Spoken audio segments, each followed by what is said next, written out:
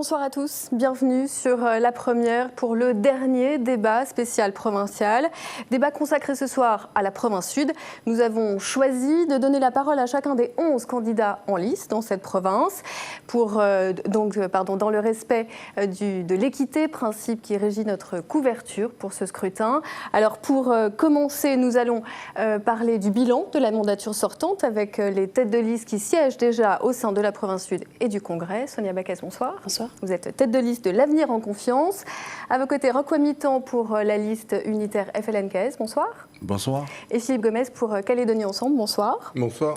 Alors, le 12 mai prochain, dans un peu plus de 48 heures maintenant, quelques 108 000 électeurs de la province Sud vont donc aller aux urnes pour choisir à la fois leurs représentants à la province et au Congrès. Retour sur cette province avec, on le sait, un poids déterminant dans ce corps électoral avec Éric Dufour. La province sud couvre la moitié sud-est de la Grande Terre et l'île des Pins, soit une superficie de 7 300 km². Avec 13 communes, dont la capitale Nouméa, la province sud est la plus peuplée, avec 200 000 habitants recensés en 2014. Elle est également la mieux équipée en termes d'infrastructures. L'Assemblée de la province sud, installée sur la baie de la Moselle à Nouméa, est composée de 40 élus, dont 32 siègent également au Congrès de la Nouvelle-Calédonie. Elle est administrée depuis sa création par une majorité non indépendantiste. Dans la mandature qui prend fin ce 12 mai, le président de l'Assemblée est Philippe Michel, par ailleurs secrétaire général de Calédonie Ensemble. La répartition des formations politiques dans l'hémicycle se décline ainsi. 33 élus non indépendantistes, dont 17 Calédonie Ensemble et 16 républicains calédoniens et Rassemblement.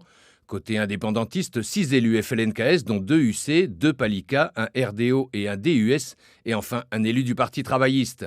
La province sud concentre la plus importante part de l'économie du pays, avec plus de 90% des entreprises et 80% des emplois. Elle est la seule des 3 provinces à offrir un niveau de revenu élevé par habitant, assez proche de celui de la France métropolitaine. L'activité économique concerne tous les secteurs, agriculture, nickel, industrie, tourisme et commerce. Le budget de la province sud s'élève à 56 milliards de francs pour l'année 2019. Avec des recettes en progression, l'exécutif provincial a prévu une hausse des investissements et une maîtrise maintenue des dépenses de fonctionnement. L'enseignement, la santé et le social restent les postes de dépenses les plus élevés. Alors quel bilan tirez-vous les uns les autres de ces 5 années de politique publique? Sonia Backès, le tirage au sort vous a désigné pour cette première prise de parole. L'Avenir en Confiance ne lésine pas ne mâche pas ses mots, entre guillemets, vous parlez tout simplement d'échec de cette mandature sortante. Oui, alors c'est pas trop nous qui parlons d'échec, c'est que depuis plusieurs mois on a été au contact des Calédoniens, on a été sur le terrain, leur parler, voir quel était leur ressenti. Et ce qu'on a entendu, c'est des Calédoniens qui souffrent. Ils souffrent au quotidien parce qu'ils ont perdu du pouvoir d'achat, parce qu'il y a beaucoup d'emplois qui ont été supprimés, 1200 emplois depuis 2015 qui ont été supprimés dans le secteur privé. Alors, c'est un chiffre, mais au-delà de ça, c'est des situations personnelles, c'est des jeunes qui n'arrivent pas à trouver de travail. Et c'est vrai que les Calédoniens aujourd'hui souffrent, ils souffrent aussi en matière de sécurité. On a de plus en plus de cambriolages, de plus en plus de vols de voitures, de plus en plus d'agressions. Et donc les Calédoniens souffrent, et puis en plus, c'est ajouté à ça le résultat du référendum du 4 novembre dernier, qui les a inquiétés parce qu'aujourd'hui, ils n'ont plus de visibilité sur l'avenir. Ils ne savent pas finalement comment on va en sortir, quand on va en sortir. Et donc tout ça génère une inquiétude assez forte. C'est pour ça qu'on a voulu, nous, regrouper la famille loyaliste pour redonner de l'espoir, pour redonner une vision de l'avenir avec un choc de confiance qu'on a proposé aux Calédoniens. Alors Philippe Gomez, on imagine, vous représentez cette majorité sortante, que vous avez une vision de ce bilan beaucoup plus positive. Très différente, c'est sûr. Nous avons déjà un bilan politique au sens large remarquable. Il a fallu se mettre d'accord sur le corps électoral pour les élections provinciales. Vous savez que c'est un dossier qui empoisonne la vie politique calédonienne depuis 30 ans, depuis 20 ans, depuis la signature des accords. Et au comité des signataires de février 2016, on a enfin trouvé avec les indépendantistes un accord sur ce corps électoral qui désormais n'est plus contesté par personne. Même chose en ce qui concerne le corps électoral référendaire, personne ne l'a contesté. Même chose en ce qui concerne le résultat du référendum. Ce n'était pas une masse affaire, vous savez. On y allait en marchant sur des œufs vers ce référendum, avec toutes les contestations qui se posaient, avec certains partis qui appelaient à une non-participation massive, comme le Parti travailliste. Et au total, le référendum s'est bien passé. La participation était maximum, 81%. Et le résultat est contesté ni au niveau local, ni au niveau national, ni au niveau international.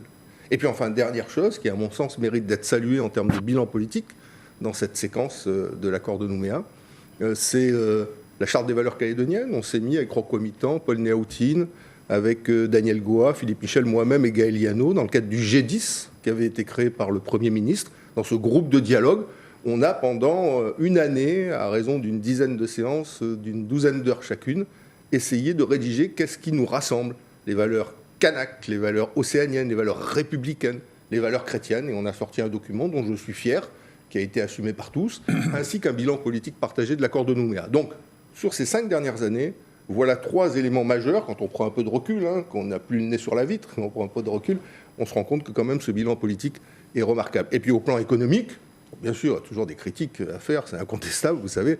Mais enfin bon, on a trouvé des régimes sociaux en faillite, on les a rétablis, des budgets déficitaires, on les a rétablis. On a traversé une crise du nickel incroyable, avec un cours qui est tombé à 3,06 $ la livre en novembre 2015, où les usines auraient pu fermer, notamment la SLN.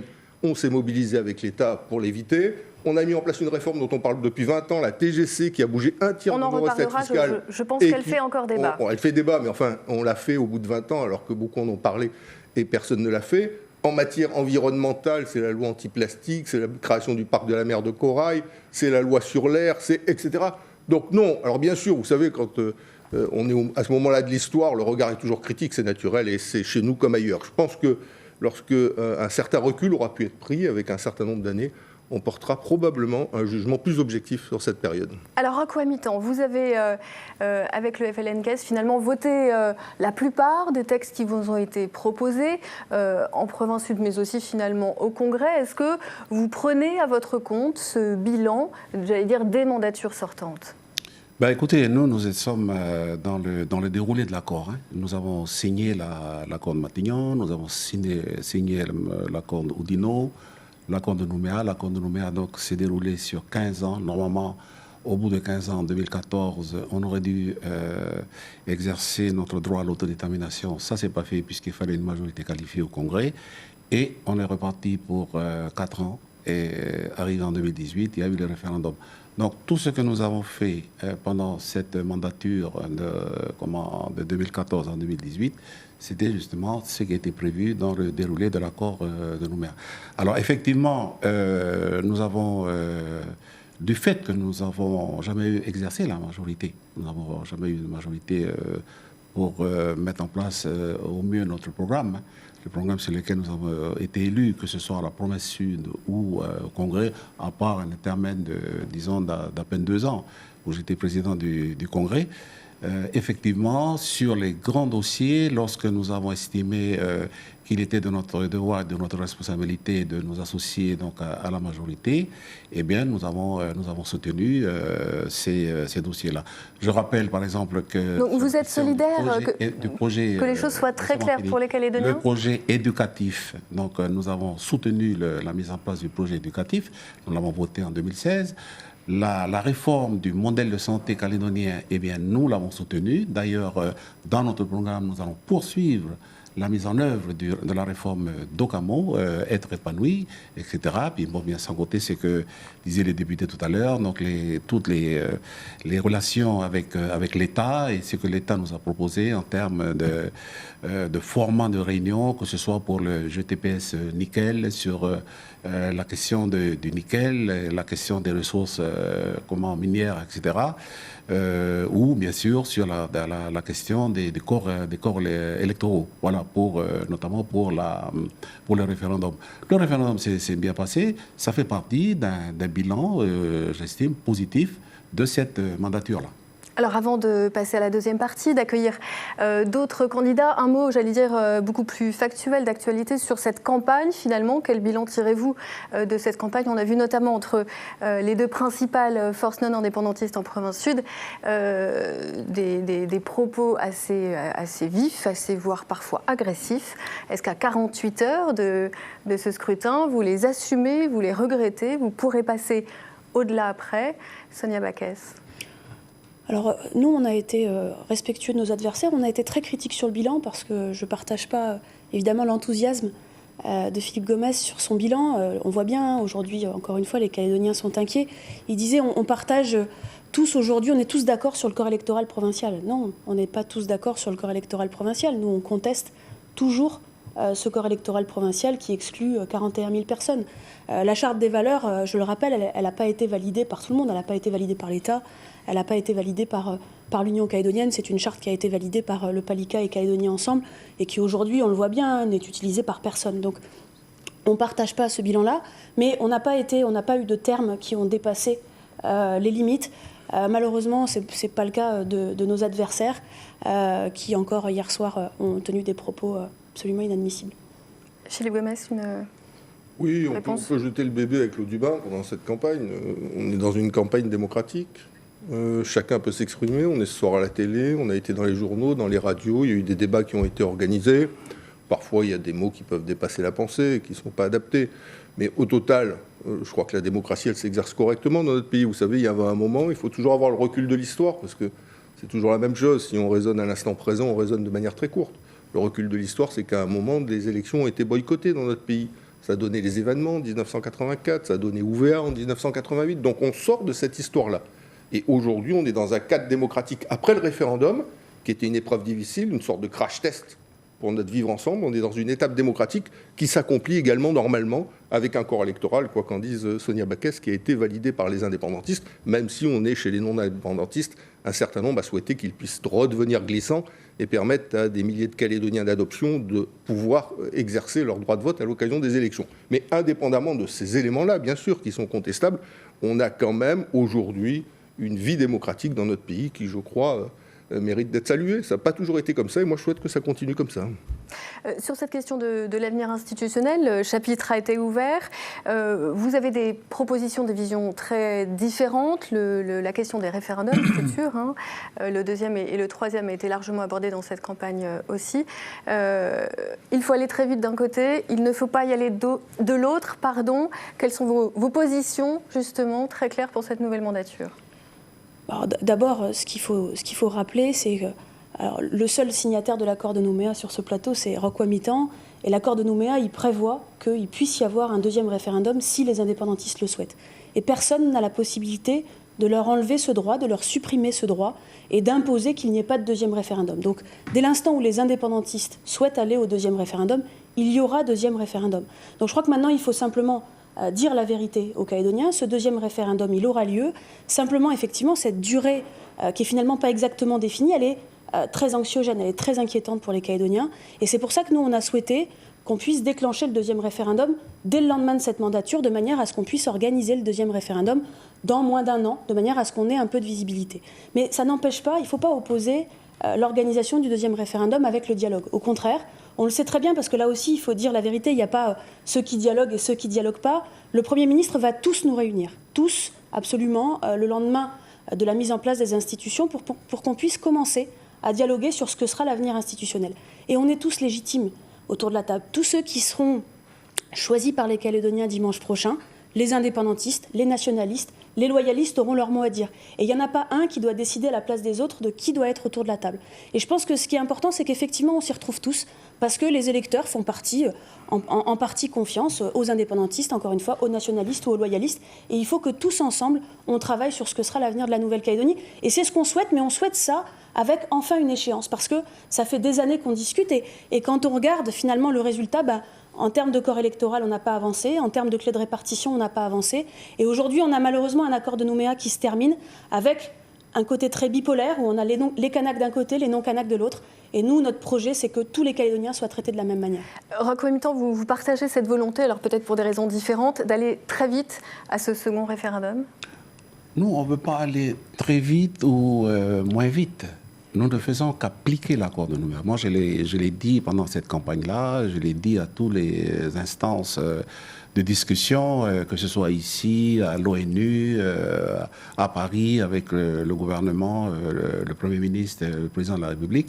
Nous suivons avec la force tranquille du FLNKS et des Kanaks, avec notre sagesse, nous suivons tranquillement le déroulé de l'accord. Là, nous sommes rendus à quel point là ? Nous sommes rendus au moment où, le 12 mai, on passe les provinciales. Après, comme ça a été prévu il y a 20 ans, eh bien, il y aura un deuxième référendum, et il y aura un troisième référendum, confirmée quand même par l'avis du Conseil d'État, que nous a expliqué le Premier ministre quand nous étions à Paris. Donc, vous savez, nous, on suit comment dire, ce fleuve. La question, en tout cas, voilà. l'ambiguïté, enfin, la vraie question à Comitan, c'est les uns et les autres veulent dialoguer avec vous pendant cette période de sortie de l'accord de Nouméa, deuxième, troisième référendum. Est-ce que vous y êtes prêts sur cette période-là ? Je l'ai toujours dit que nous sommes des Océaniens. Et les Océaniens discutent, on se concerte. Si vous voulez, on peut mettre tout ça sur la table. Mais nous avons quand même des orientations qui sont claires, qui ont été agréées par 72% de la population au référendum de ratification de novembre 1998. Donc, je ne vois pas, on va pas passer notre temps tous les 5 minutes à changer les termes de ce dispositif-là qui a été agréé par 72% de la population en 1998.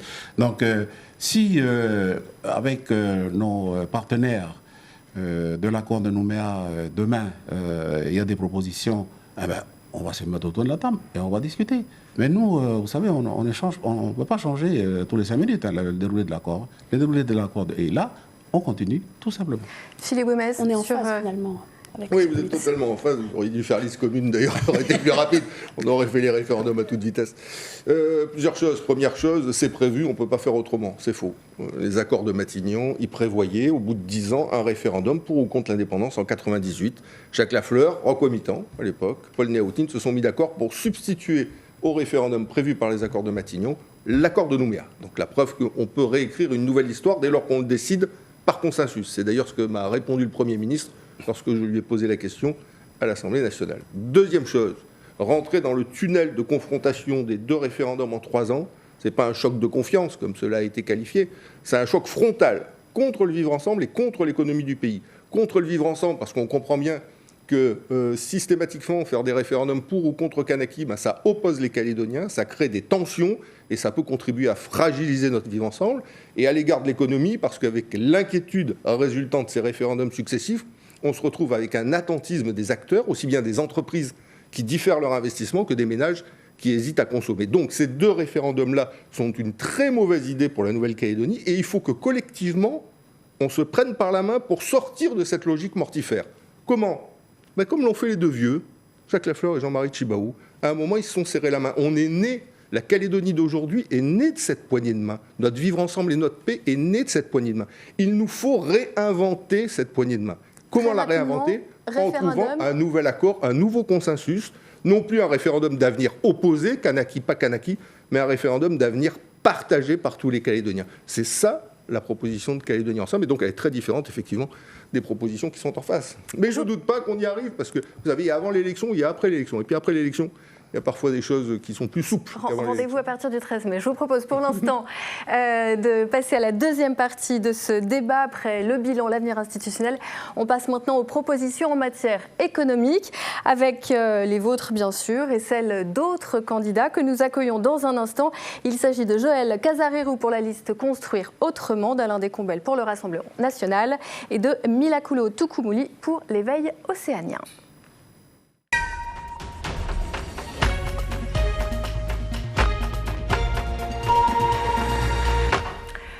Bonsoir messieurs, bienvenue. Je vous laisse le temps de vous installer. Alors, la crise économique est finalement un constat partagé par tous, notamment vous qui venez de nous rejoindre. Joël Casarérou, vous plaidez l'urgence finalement, l'urgence de la rigueur économique, la rigueur budgétaire. Quelle est votre préconisation ? Comment justement relever cette économie calédonienne ?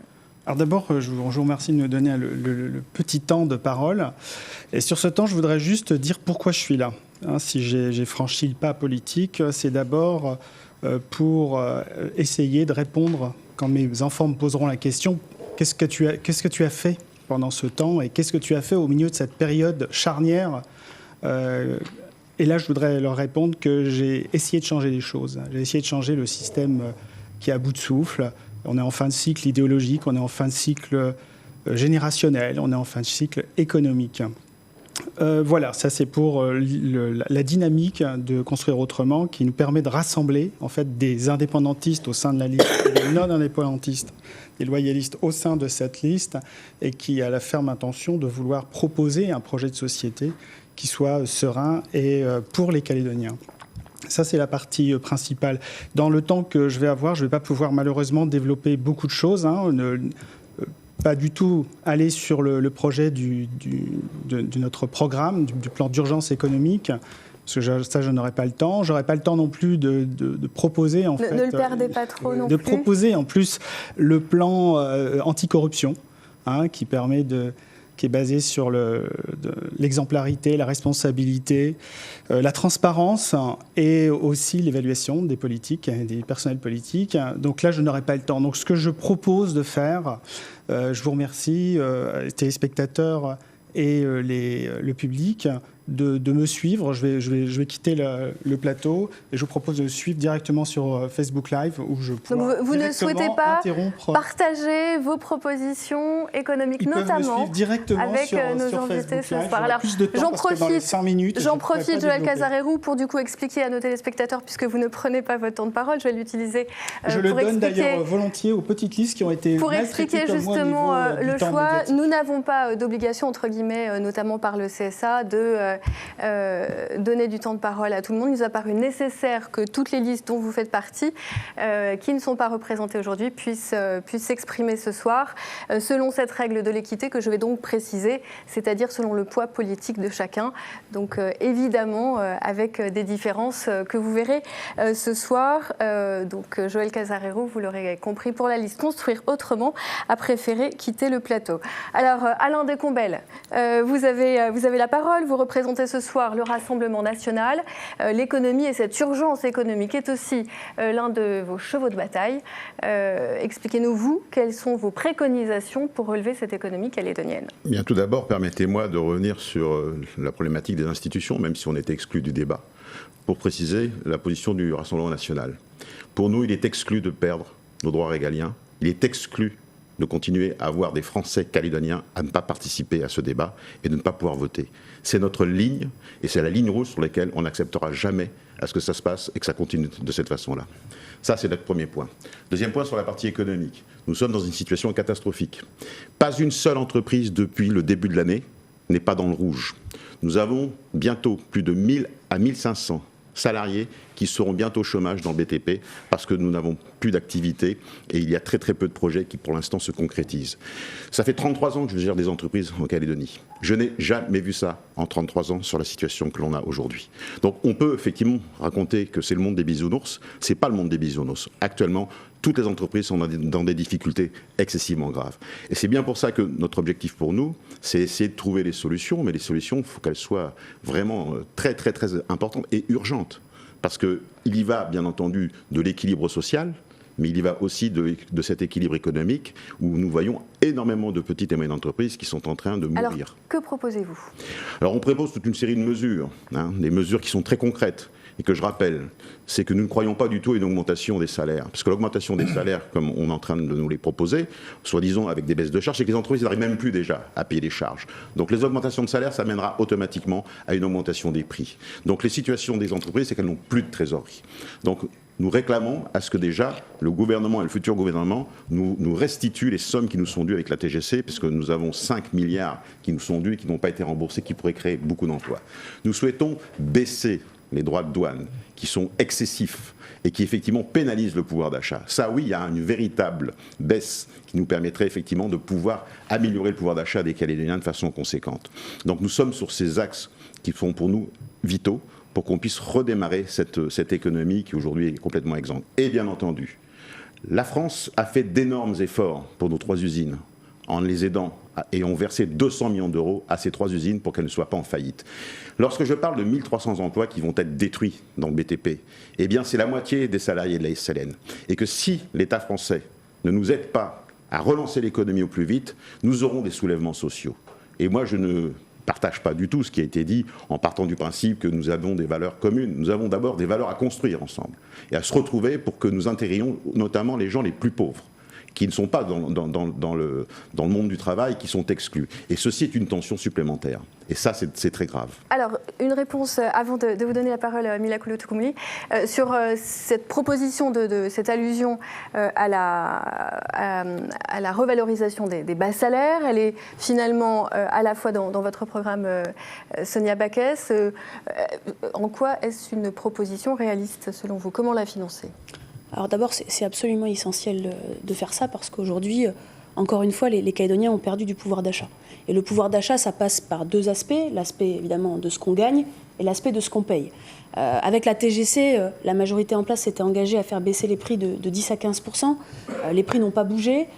C'était difficile de le faire, mais en tout cas, le résultat, c'est que les prix n'ont pas baissé, donc que les Calédoniens payent toujours plus cher. Et donc, la seule solution, c'est d'augmenter les salaires. Et augmenter les salaires, eh bien, ça passe évidemment par une baisse de charge. Cette baisse de charge, on veut aller la chercher sur les excédents de TGC qui ont été ponctionnés par le gouvernement, puisque la dernière année pleine, sans TGC, il y a eu 48 milliards de taxes qui ont été prises, et il y a 51,7 milliards qui sont prévus dans le budget 2019. Donc on a 3,7 milliards de plus de TGC qu'on veut redistribuer aux entreprises en baisse de charges sociales pour faire augmenter les petits salaires de 15 000 francs par mois. Philippe Gomes, rapidement. Oui, plusieurs choses. Première chose, la TGC, elle vient d'être mise en œuvre au 1er octobre. Donc on a un trimestre de recul. Je crois qu'il est raisonnable d'attendre 2 ou 3 trimestres ou une année pleine pour savoir quel est effectivement son rendement. Aujourd'hui, on est dans les clous. On avait envisagé 52 milliards de rendement. C'est à peu près ce qui sera au rendez-vous, du moins au terme de ce qu'on peut voir au premier trimestre, parce que le premier trimestre s'est établi à 12-13 milliards. Donc ça, c'est le premier élément. Donc dire aujourd'hui, il y a des excédents de TGC qu'on va redistribuer, ça me paraît extrêmement optimiste ou positif. La deuxième chose que je veux dire, c'est que la TGC, elle a abouti, c'est le document de l'Institut de la statistique qui a été délivré le mois dernier, à ce que l'inflation sur les 12 derniers mois soit à 0%. C'est exceptionnel dans l'histoire de notre pays. Si on prend les 10 dernières années, l'inflation est en moyenne de 1,3% par an. Donc, on a fait une réforme majeure qui a bousculé un tiers de nos recettes fiscales, plus de 50 milliards sur à peu près 180 milliards de recettes fiscales, sans que pour autant on ait une inflation, ce qui avait été le cas par exemple en Polynésie française. Troisième élément, ça n'a pas abouti à une baisse des prix. Oui, enfin bon, on peut en discuter longuement. Il y a le ressenti, puis il y a la réalité. C'est comme la température, ça. Hein, bon. Mais en ce qui concerne, il y a l'Institut de la statistique qui sort quand même des chiffres sur 1000, 2000 produits. Donc c'est pas Calédonie Ensemble qui dirige l'Institut de la statistique. En ce qui concerne les produits alimentaires, d'entretien et d'hygiène, c'est moins 7%. Ce qui concerne les pièces détachées, c'est moins 15%. C'est-à-dire les produits qui ont été encadrés sont des produits qui ont effectivement baissé. Cela étant, ça n'est jamais assez. Je suis bien d'accord qu'il faut poursuivre le travail qui a été engagé. Mais on ne le poursuivra pas en libérant les marges et les prix comme cela est proposé. On le poursuivra en faisant en sorte que des accords de compétitivité soient passés entre les organisations syndicales de salariés et les organisations patronales. Mila Coulo-Toukoumouli, pour l'éveil océanien, votre préoccupation en termes d'économie, c'est essentiellement justement ce pouvoir d'achat. Quelles sont vos préconisations, vos attentes? Oui, merci. Déjà, premièrement, il faut... On est d'accord avec M. Descambelles, le constat de la Nouvelle-Calédonie au niveau économique est catastrophique et sans précédent. Je propose, moi, de prendre de la hauteur, de prendre du recul. Nous pensons, nous, à l'éveil océanien, que justement, c'est une conséquence justement de ces 30 années de provincialisation. Une des conséquences, je m'explique. L'accord de Nouméa, dans l'esprit de l'accord de Nouméa, c'était de découper la Calédonie pour qu'il y ait un rééquilibrage économique et social, etc. Chacun a fait pendant ces 30 ans sa petite sauce à l'intérieur de sa province. Et on remarque aujourd'hui, sur le reportage du début, que la province sud concentre justement l'économie principale de la Nouvelle-Calédonie. Tout ça pour dire qu'on manque de stratégie pays au niveau de la mine, au niveau du BTP, au niveau du tourisme, au niveau de l'environnement. On fait qu'on manque de stratégie pays au niveau d'à peu près tous les secteurs. Il faut définir une stratégie pays. Ce que nous nous proposons à l'éveil océanien pour revaloriser le développement économique, ce sont les mesures suivantes. Premièrement, supprimer tous les monopoles par une loi pays. Vous savez que les monopoles sont détenus par les grands groupes, mais notamment aussi par le gouvernement, en termes d'énergie, en termes de communication, en termes de transport aérien, première mesure. Deuxièmement, il faut exonérer toutes les petites entreprises qui réalisent un chiffre d'affaires inférieur à 50 millions. Ça crée de la valeur, ça crée de l'emploi. Les exonérer de charges sociales. De charges sociales. Troisièmement, il faut faire en sorte que les entreprises calédoniennes on puisse leur attribuer 30 à 50% des marchés publics. Je parle des entreprises calédoniennes qui sont installées physiquement et fiscalement en Nouvelle-Calédonie et non pas dans les pays où la fiscalité est généreuse. Quatrième mesure, il faut faire en sorte que si un produit local en Nouvelle-Calédonie ne peut pas concurrencer un produit importé qui subit les frais d'import, plus 50% de marge, alors ce produit n'est économiquement pas viable en Nouvelle-Calédonie. Dans ce cas-là, il faut lever protection de marché. L'interdiction d'importation. Tout ça pour dire que si les Calédoniens nous font confiance le 12 mai, ce que nous proposons, c'est de réunir tous les acteurs économiques, politiques et sociaux autour de la table afin de définir une stratégie pays au niveau des secteurs que j'ai énoncés au départ, afin de, premièrement, mutualiser, rationaliser et optimiser les moyens humains, financiers et techniques. C'est la proposition de l'EV Océanien. Racomitant sur cette question de pouvoir d'achat, aujourd'hui, quelle est la position du FLNKS? Vous parliez tout à l'heure de continuité, d'aller plus loin dans ce qui a déjà été voté, notamment la TGC. Aller plus loin comment? Non, mais depuis tout à l'heure, j'entends comment dire, des arguments allant dans le sens rien ne va plus, l'économie calédonienne est au plus bas niveau, etc.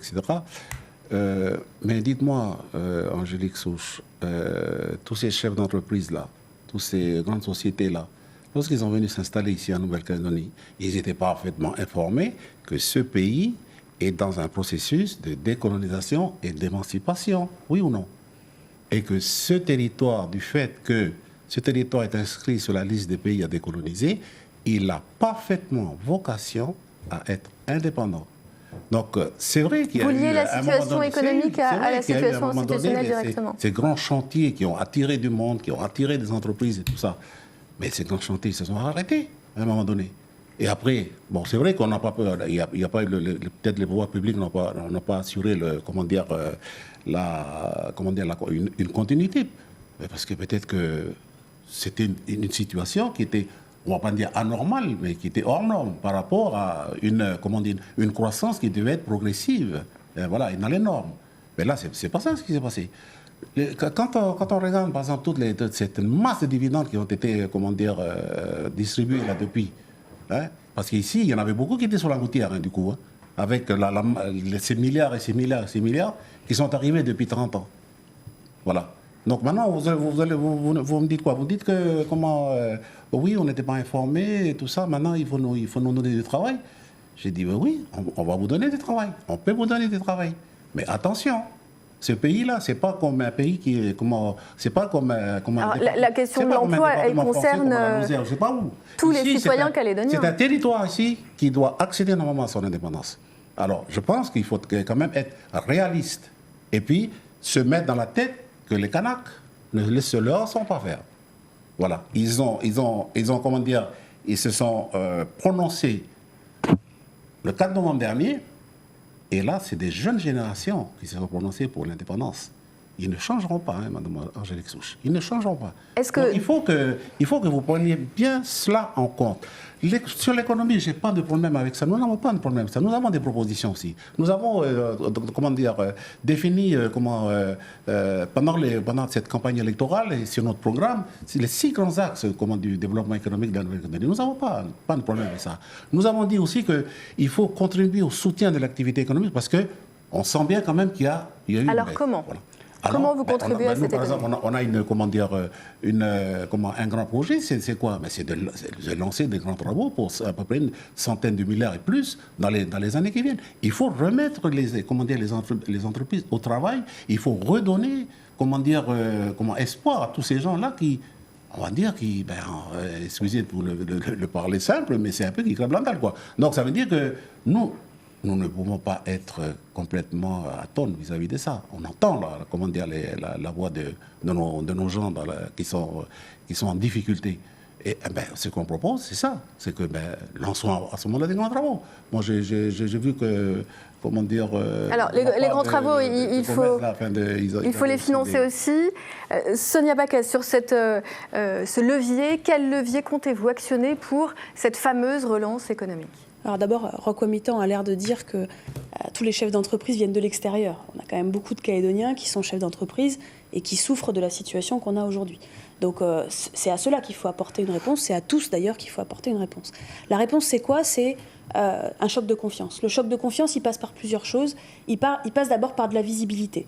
Roquemitan disait tout à l'heure qu'ils savaient où ils arrivaient. Non, il y a eu 12 modifications fiscales dans la dernière mandature, 12 lois qui ont fait que les règles ont changé en cours de route. Ce qu'on propose, nous, c'est ce qui a été fait en Polynésie française et qui a fait qu'aujourd'hui, si on regarde il y a 10 ans, les investisseurs polynésiens venaient investir en Nouvelle-Calédonie. Aujourd'hui, ce sont les investisseurs calédoniens qui ont envie de partir en Polynésie parce qu'ils ont de la visibilité fiscale, ils ont une loi de programmation fiscale, ils ont des normes administratives qui ont été simplifiées, tout a été fait pour qu'ils aient envie d'investir. Et c'est ça que nous proposons, un choc de confiance fiscale avec une loi de programmation fiscale, avec une simplification de la TGC. La TGC est la plus compliquée du monde.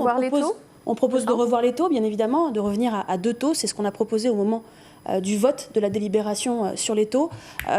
Philippe Gomez disait tout à l'heure que les prix étaient encadrés, mais ils sont encadrés seulement pendant une période et cette période se termine en septembre prochain.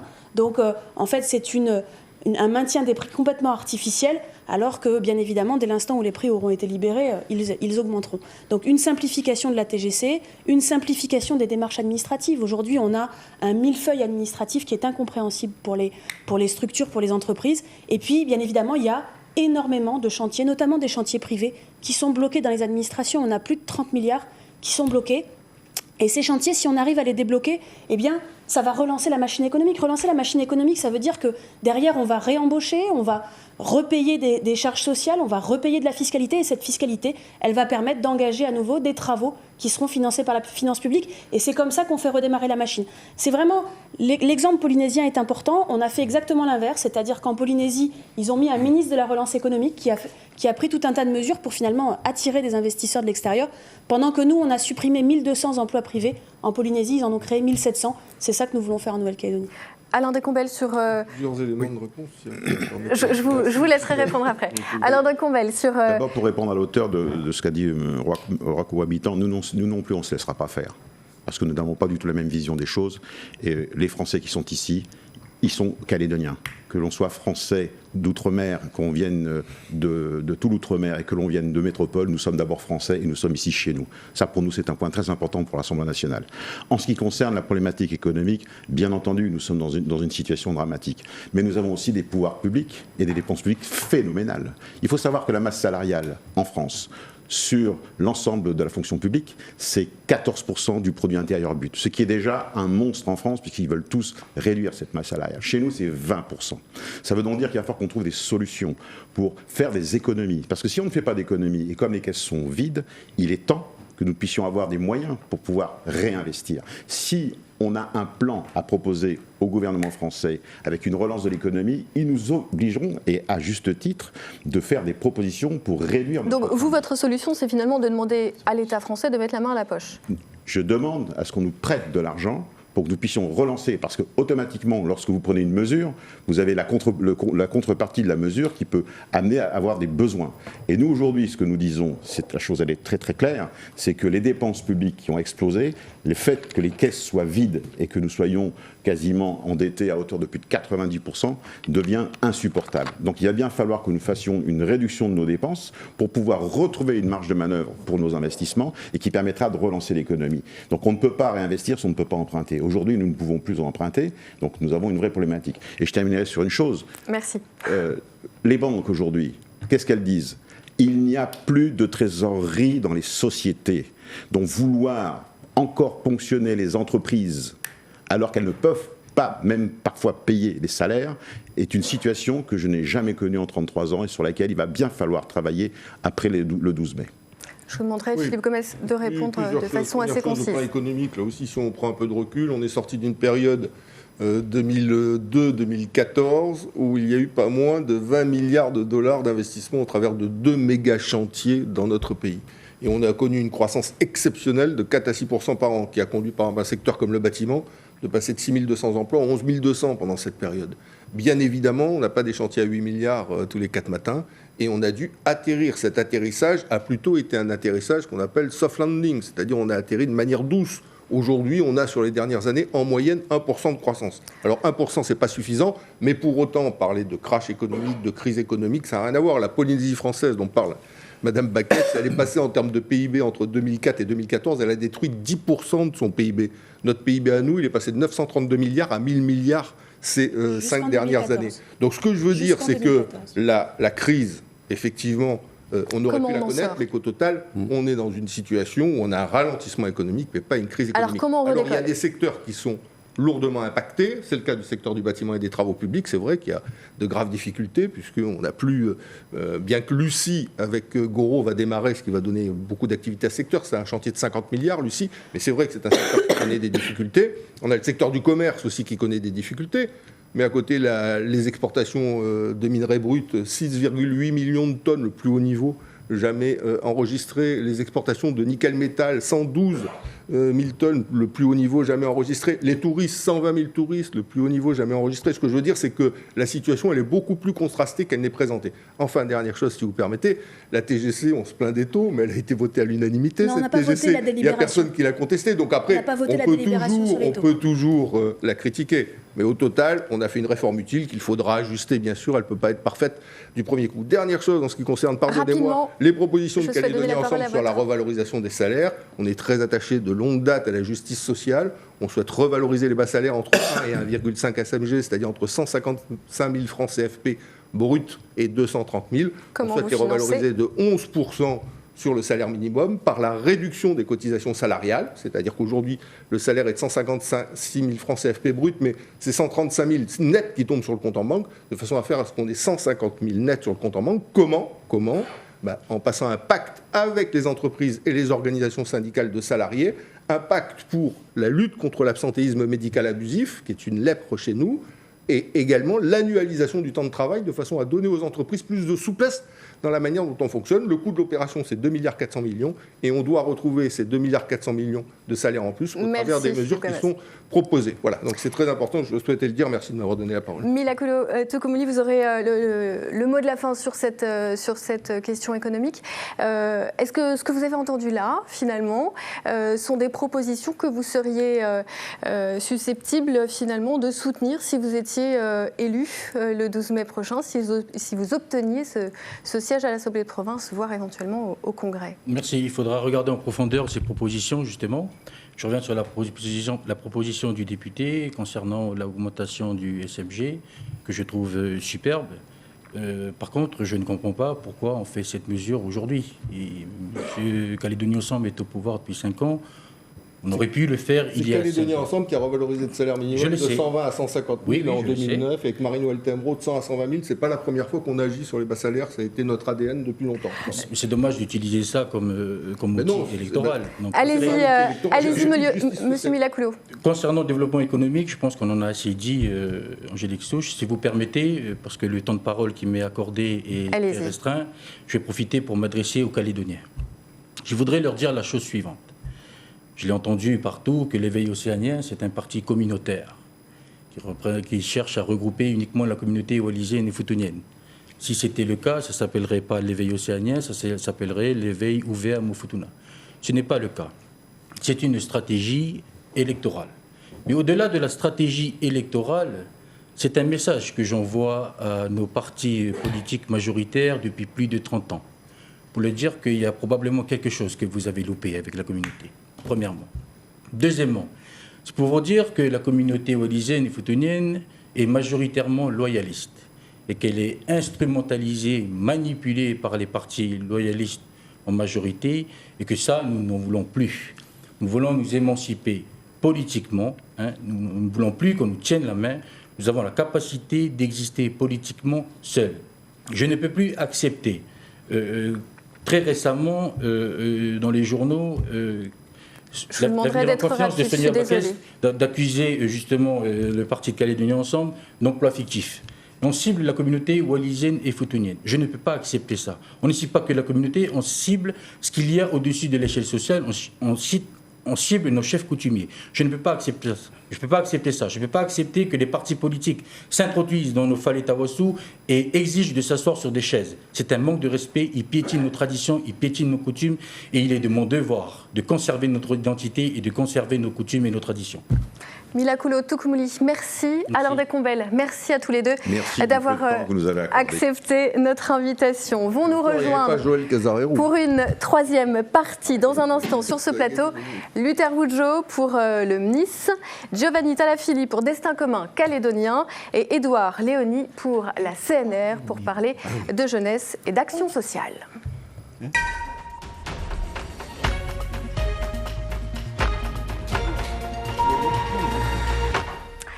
Messieurs, bonsoir, bienvenue dans ce débat provincial spécial Province Sud. Alors, nous ouvrons donc un nouveau chapitre déterminant pour évidemment la Province Sud, mais la société calédonienne. C'est la jeunesse qui réussit et qui ne trouve pas forcément sa place. La jeunesse qui ne trouve pas sa place et qui est en échec également scolaire. Ce sera ma première question. Comment lutter contre cet échec scolaire? Je redonnerai un chiffre. Plus de 1700 jeunes qui chaque année sortent du système scolaire sans diplôme, avec éventuellement des conséquences que l'on peut imaginer. Quelles sont vos propositions, Giovanni Talafili, en la matière sur cette jeunesse? Merci. Déjà, ça tombe bien que vous parlez de la jeunesse. Moi, je voudrais savoir si un jour, Philippe Gomez ou Sonia Baquet se demandaient pourquoi un jeune Calédonien loyaliste comme moi a décidé de faire un parti politique. Tout simplement parce que nous, on en a marre. Moi, en tant que loyaliste, j'en ai marre. J'en ai marre d'à chaque fois essayer de suivre ces deux partis politiques. J'en ai marre qu'à chaque fois on nous menace de l'indépendance. Moi, ce que je voudrais dire aujourd'hui, surtout à ces deux personnes-là, que nous en Nouvelle-Calédonie, Mme Baquez, M. Gomez, que nous en Nouvelle-Calédonie, on a cru en vous à un moment. Vraiment. On pensait vraiment que vous étiez pour nous le symbole de l'égalité dans la Nouvelle-Calédonie. Aujourd'hui, je m'aperçois que tout ce qui s'est passé, c'était faux. Moi, quand je parle... Quelles sont vos attentes? Quelles sont vos attentes, celles qui ont été déçues jusque-là et du coup qui doivent, j'imagine, nourrir vos propositions dans cette campagne? Je vais donner un exemple concret. Lors de la campagne électorale pour les municipales, lorsque Mme Sonia Lagarde a promis à nos amis les sonoristes de trouver un terrain pour eux. Et bien, juste après leur élection, ils n'ont rien fait. Voilà. Édouard Léoni, je rappelle que vous représentez la CNR. Alors, vous faites notamment campagne pour les plus modestes. Quelles sont vos propositions pour cette jeunesse qui n'arrive pas à s'insérer dans la société? Alors, je voudrais commencer par une citation d'Albert Einstein qui disait « On ne peut pas résoudre les problèmes avec ceux qui les ont créés ». Donc, actuellement, il y a une sorte de bug mental qui... à reconduire les mêmes au pouvoir. Parce que la situation est la suivante, et la jeunesse, elle est vraiment une illustration. En 2014, la part des moins de 20 ans, c'est 32% de la population. Il y a 11 000 jeunes entre 15 et 29 ans. Et on a un modèle économique qui est fondé en gros sur le nickel, les services et le recrutement d'expatriés, qui ne permet pas d'intégrer les jeunes, malgré les diplômes qui arrivent. Et donc, on a des élus qui, à notre sens, n'ont pas fait le travail. Nous, à la CNR, on considère qu'il faut agir dès l'école, sur les filières professionnelles qui ne sont pas adaptées à ce jour à nos jeunes et qui ont besoin d'autorité et de formation qualifiante. Alors c'est pourquoi qu'on propose dans nos programmes la création de centres de réinsertion disciplinaire militaire, le renforcement du dispositif internat pour les décrocheurs scolaires, le changement de logique pour le primaire, avec un accent mis sur les CPCE, l'obligation d'avoir le niveau pour passer en supérieur, au collège, au lycée et à l'université, et la réforme surtout du technique, qui est considéré à ce jour comme une voie de garage, alors que ça devrait être une voie d'excellence, à notre sens, avec un lien direct avec les entreprises, pour la nouvelle économie qu'on promeut. Donc c'est essentiellement cette formation... Du vert, du numérique et des zones franches. Donc là, nous, ce qu'on veut, c'est bien les batailles politiques entre partis en place, c'est vrai que c'est intéressant, mais nous, ce qui importe surtout, c'est d'apporter des mesures techniques qui changent les choses. Luther Woudjo, alors vous êtes, j'allais dire, vous assumez votre jeunesse, c'est un petit peu la marque de fabrique du Nice. Quelle est votre priorité pour cette jeunesse calédonienne? Et j'ai envie de dire, quelle qu'elle soit, celle qui réussit et celle qui ne trouve pas sa place. Alors, un jeune de 46 ans. Je milite surtout pour les personnes qui sont dans mon parti et qui sont mal représentés. Il faut bien comprendre que nous ne sommes pas du tout d'accord avec le diagnostic qui a été fait du référendum dernier. C'est une population jeune qui a voté. Mais c'est une population jeune qui n'a pas connu les événements. C'est une population jeune qui a été délaissée. Et c'est une population parfois qui n'a jamais voté. Et le bilan qu'on a fait ici, c'est une forme de blanc-seing pour les années à venir. Blanc-seing pour les provinciales, blanc-seing aussi pour le référendum. En somme, on ne met rien en cause. On continue doucement son petit train de chemin, comme si les problèmes sociétaux n'ont pas été soulevés. Quels problèmes sociétaux qui touchent en particulier la jeunesse? C'est que vous avez pendant 30 ans quand même 55 000 personnes qui sont sous le seuil de pauvreté en Nouvelle-Calédonie. Est-ce que vous avez des mesures sociales qui ont été prises? Est-ce que vous avez aussi une pensée pour ces personnes avec qui on demande le SMIC, mais qui n'ont pas de travail? Et donc ce que je voudrais dire, c'est que pour les jeunes dont on parle, l'échec scolaire et tous ces éléments qui ont été mis en œuvre au sein du pays, il faut d'abord tirer un bilan des provinces, mais aussi un bilan de la provincialisation. Les inégalités sociales sont marquantes en Nouvelle-Calédonie, en particulier dans le sud. C'est la province la plus riche, c'est la province aussi où les écarts d'inégalité, les écarts de revenus sont très importants. Alors, vous prétendez, vous, justement, passer à l'action. Avec quelle proposition, quelle est, je vais dire, votre mesure phare, même si je sais que c'est un petit peu réducteur, mais pour comprendre un petit peu votre mode de pensée. De grandes mesures phares dans le cadre d'une politique de relance économique, nous pensons donner un revenu minimum, un revenu solidaire d'insertion pour l'ensemble de la population. Il faut déjà prendre en compte cet aspect-là. Et lorsqu'on dit qu'on n'a pas le pouvoir et que finalement on n'a pas pu le faire durant ces 30 dernières années, il faut bien comprendre que le développement social et la compétence économique, c'est d'ordre provincial. Et ce sont des éléments qui n'ont jamais été pris en compte.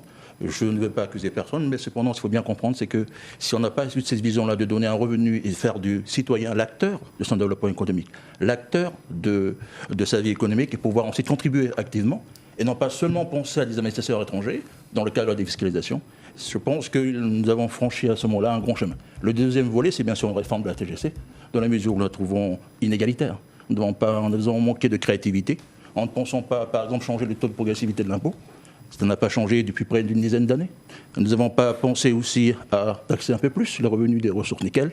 Et nous pensons qu'en réformant la doctrine nickel, en pensant non plus province, mais pensant pays... S'éloigner un petit peu de la jeunesse, mais je vous laisse terminer. Je mets un peu de la jeunesse parce que toutes ces personnes-là sont conscientisées par rapport à un projet de société. Lorsqu'ils ont voté lors du référendum, ils ont voté pour avoir une ouverture. Et là, on fait comme si c'était tout va très bien, Madame la Marquise.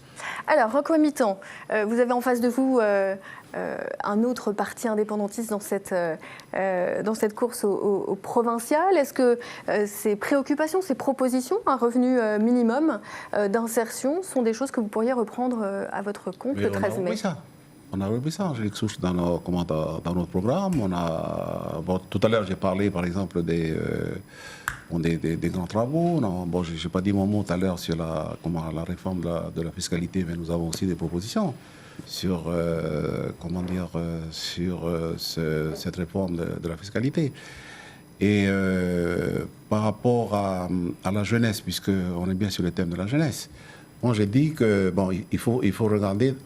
Tout d'abord, les avancées. Il y a eu énormément d'avancées sur la formation des jeunes, l'éducation des jeunes. Quand on regarde, par exemple, à l'heure actuelle, on a combien d'étudiants ici à l'Université de Nouvelle-Calédonie? On a presque 3 000, ou peut-être un peu plus, 3 000. Et autant probablement qui étudient. Il y en a combien? Il y a probablement 3 000 aussi. Ouais. Donc voilà, presque 6 000. On en a au Canada, on en a en Australie, on en a en Nouvelle-Zélande. C'est les résultats de quoi, ça, Madame Angélique Souche? C'est les résultats des signatures, de tous ces accords-là. On ne peut pas, du jour au lendemain, balayer ça comme ça. Il y a eu les accords de Nainville-les-Roches, il y a eu des accords de Matignon-Oudinot, il y a eu des accords de Nouméa. Ceux qui viennent actuellement, ou ceux qui viennent derrière nous, ils doivent avoir ça en tête. Voilà. Parce qu'on est dans un déroulé historique. Voilà. Et donc là, avec le projet éducatif qui vient de mettre en place, on vient de voter il y a 2 ans, 2 ou 3 ans. On a voté la loi du pays, on a voté les délibérations, etc. Avec ce projet éducatif-là, le vice-recteur qui vient de partir, M. Ringard Flamand, me disait que, M. Ouamitan, il faut faire très attention parce que dans quelques années, vous allez être obligé d'exporter vos cerveaux. Ça veut dire que... ça veut dire que... Mais aujourd'hui, on a encore de jeunes Calédoniens diplômés qui ne trouvent pas d'emploi ici. C'est la première chose que je voulais vous dire. Après, effectivement, tout s'est laissé pour compte. Notre système éducatif, il est à revoir au fond. Voilà. Alors, contre l'échec scolaire, que faire? C'est juste pas possible qu'on ait cette masse de jeunes. Ils ne sont pas très nombreux, parce qu'on a parlé de combien? De 700 à peu près qui décrochent chaque année. Et sur cette part de 700, il y en a quelques pourcents qui dérivent. C'est-à-dire que on a affaire ensuite à une jeunesse en dérive, en difficulté. Sur cette question-là, il faut le traiter, ça aussi. On a essayé de traiter. Mais effectivement, on n'est pas arrivé à traiter ça. Tout simplement pourquoi? Moi, j'ai demandé il y a encore quelques mois de ça, là. C'était en fin 2017 ou 2018. Ils vont se rappeler, mes deux collègues élus, là. J'ai demandé, lorsque nous avons abordé la question de l'alcool et de la délinquance, j'ai demandé à ce qu'il y ait une étude sociologique de fond qui soit menée par le Congrès de la Nouvelle-Calédonie pour essayer de comprendre les racines de ce mal-être-là. Tout simplement pourquoi? Parce que quand on dit que quand la jeunesse devient un problème, et qu'ensuite on va prévoir des gendarmes, c'est tout juste s'il n'y a pas un gendarme devant chaque citoyen calédonien, et qu'on regarde le KS par exemple, le KS qui a 250 places mais qui sont dépassées 600 là. Donc quand on dit que le problème la jeunesse devient un problème, ça veut dire une chose, c'est que notre société, la société calédonienne est questionnée sur ses fondements. Et moi je dis qu'il faut absolument faire cette étude-là. Je peux vous citer, je l'excuse des tas d'études que j'ai lues, d'étudiants calédoniens qui ont fait ces études-là pour dire tout simplement mais que c'est la société calédonienne qui est malade de son histoire, malade de ses inégalités, malade de tout ça. Mais est-ce qu'on se pose la question, comment réformer tout ça? Je vous la pose, et je vais la poser à Sonia Baquès, sur cette question de la jeunesse qui est large et en même temps sur laquelle vous avez des propositions ciblées. Alors d'abord, je suis surprise que Roch Wamitan dise qu'on n'a pas trouvé la solution sur le système éducatif, puisqu'il a voté le projet éducatif. Nous, on a voté contre parce qu'on considère qu'il y a des solutions à apporter à ces 700 jeunes. C'est énorme, 700 jeunes qui sortent du système scolaire chaque année. Il faut qu'on apporte des solutions, il faut qu'on arrive à proposer et à faire que ces jeunes-là, on arrive à les garder. C'est ce qu'on propose. Mais au-delà de ça, quand on est jeune, on a besoin de quoi? On a besoin d'un logement. C'est ce que nous proposons. On dit aujourd'hui, quand on est jeune, qu'on doit chercher un appartement à 90 000 francs par mois, on nous demande de gagner 3 fois plus ou alors d'avoir une caution. C'est absolument impossible. On propose que pour ces jeunes-là, il puisse y avoir une garantie de la province sud pour leur premier logement. Et puis ensuite, on veut faire une terre de propriétaire et donc on veut favoriser l'accession à la propriété en mettant en place, et c'est ce qu'on a proposé, un parcours logement pour transformer les aides au logement en aide à Alors là, on est déjà sur de jeunes adultes. On est sur ceux qui vont commencer à travailler. Et puis, qu'est-ce qu'on cherche? On cherche un emploi. Là aussi, on est sur des jeunes adultes. On cherche un emploi et c'est là aussi ce qu'on propose. Ça a été dit, on a de plus en plus de Calédoniens qui ont fait des études. On a vu l'autre jour une jeune qui a fait un BTS, à qui on a dit de poursuivre, et puis qui, depuis 2 ans, cherche un emploi. Alors évidemment, la situation économique n'aide pas, puisque, on l'a dit, il y a eu beaucoup de suppressions d'emplois. Ce qu'on propose là, c'est que dans le contrat social qu'on propose avec les entreprises, il puisse y avoir une suppression de charges sociales pour la première embauche, pour ces jeunes-là. Et je pense que c'est un élément qui est extrêmement important. Et puis ensuite, qu'est-ce qu'on cherche? On cherche à pouvoir voyager, là aussi, en Nouvelle-Calédonie, on cherche à avoir des activités. Voyager, vous savez qu'on a fait des propositions importantes pour qu'on puisse enfin s'ouvrir sur le monde. Aujourd'hui, sortir de Calédonie, ça coûte extrêmement cher. Et puis, les activités, c'est quoi? C'est le sport, par exemple. Le sport, aujourd'hui, à cause des baisses de subventions qui ont eu lieu au gouvernement et à la province sud, c'est 12 000 licenciés en moins. Finalement, quand on regarde la courbe de la baisse de licenciés sportifs, ça correspond quasiment à l'augmentation de la délinquance. Donc il faut qu'on continue à accompagner les associations sportives, les associations culturelles, parce que c'est elles qui finalement, quand on a des jeunes qui font du hip-hop, qui font du sport, qui font de la danse, qui font des activités, eh bien ils ne sont pas dans la rue. Et donc effectivement, on propose qu'il puisse y avoir un accompagnement fort de ces associations pour que les jeunes s'y retrouvent. Très rapidement, Philippe Gomez. Ah non, pas très rapidement, parce que là, malheureusement, ce sera la règle du jeu ce soir, Philippe Gomez. De vous préciser, articuler. La première, il y a effectivement 500 à 700 jeunes qui sortent chaque année de notre système scolaire sans qualification, sans emploi, sans diplôme. Et en réalité, entre 14 et 16 ans. C'est là où se situe la matrice de la délinquance calédonienne, puisque ces jeunes, qu'est-ce qu'ils font? Ils traînent dans le squat, dans la tribu, dans le quartier, puis à la sortie, ils sont pris en main par des plus grands et ils finissent au camp est. C'est ça la difficulté. Donc nous, on a là-dessus pris un certain nombre d'initiatives. la création d'un RSMA supplémentaire à Bourail, 80 places pour une part de cette jeunesse, la création d'un EREA, établissement régional d'enseignement adapté. Qu'est-ce que c'est? Les décrocheurs scolaires, on les récupère, on les sort de leur famille parce que le problème est dans la famille, on les met dans un internat qui est un internat éducatif et pédagogique. C'est en train de se faire, c'est à la fois, c'est 1,5 milliard d'investissement et c'est 150 jeunes qui seront pris. Et puis enfin, dernière chose, un ITEP, Institut technique, éducatif et pédagogique. Qu'est-ce que c'est? Un certain nombre de jeunes souffrent d'addictions diverses, il convient qu'ils soient soignés et accompagnés. Ça existe dans tous les Outre-mer sauf chez nous, alors que chez nous, il y a un besoin criant. Donc ça, c'est ce qui a été engagé. Et ce qu'on propose, c'est 2 mesures, et je serai bref sur ces 2 mesures.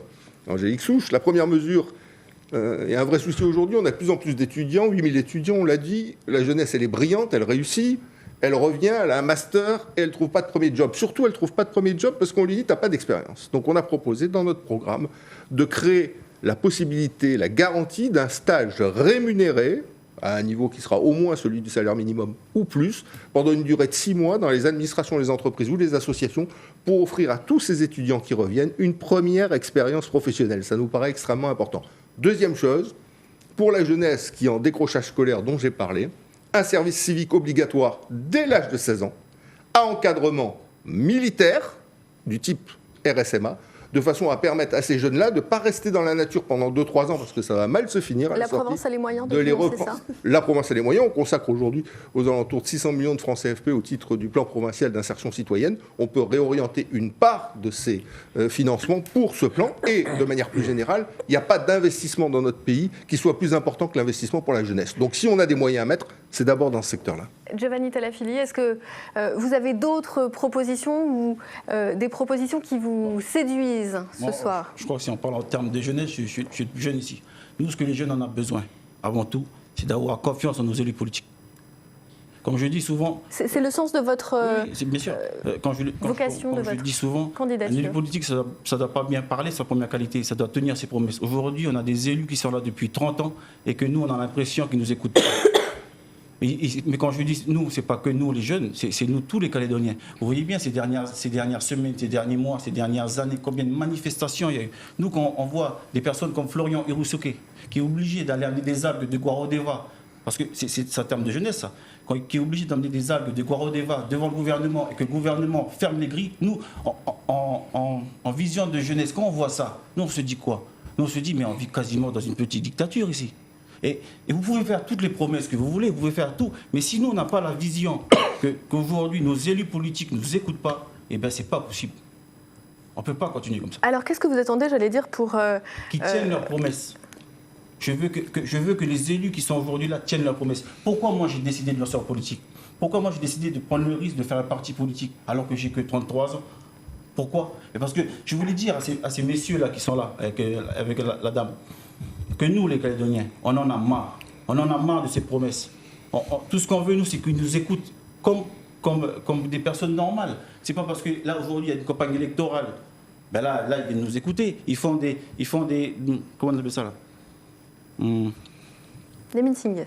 Non, pas des meetings. Ils font des enquêtes publiques au niveau des magasins pour demander ce qui ne va pas aux Calédoniens. Mais moi, j'ai envie de leur dire, mais vous ne voyez pas ce qui ne va pas en Calédonie? Vous ne voyez pas que tous les jours, les gens ils sont en colère? Je crois en Calédonie, on est le seul pays au monde où dans les radios, il y a des coups de gueule. Il n'y a pas ça ailleurs. Alors, je me permets de vous dire que non, mais c'est un exercice universel en radio. Voilà. Oui, dire la jeunesse, elle passe avant tout par là, par la confiance de nos élus. C'est ce que moi je veux aujourd'hui. Édouard Léoni, quelles sont j'allais dire vraiment vos priorités? Vous nous avez donné vraiment un certain nombre de mesures. Déjà en termes de financement, Philippe Gomez disait que finalement s'il y avait un investissement prioritaire, c'était celui de la jeunesse. Est-ce que vous partagez cet avis-là? Et en priorité, qu'est-ce que, selon vous, il faudrait faire au lendemain de l'élection? Sur la jeunesse? Sur la jeunesse et puis sur cette question du vivre ensemble. Sur le vivre ensemble.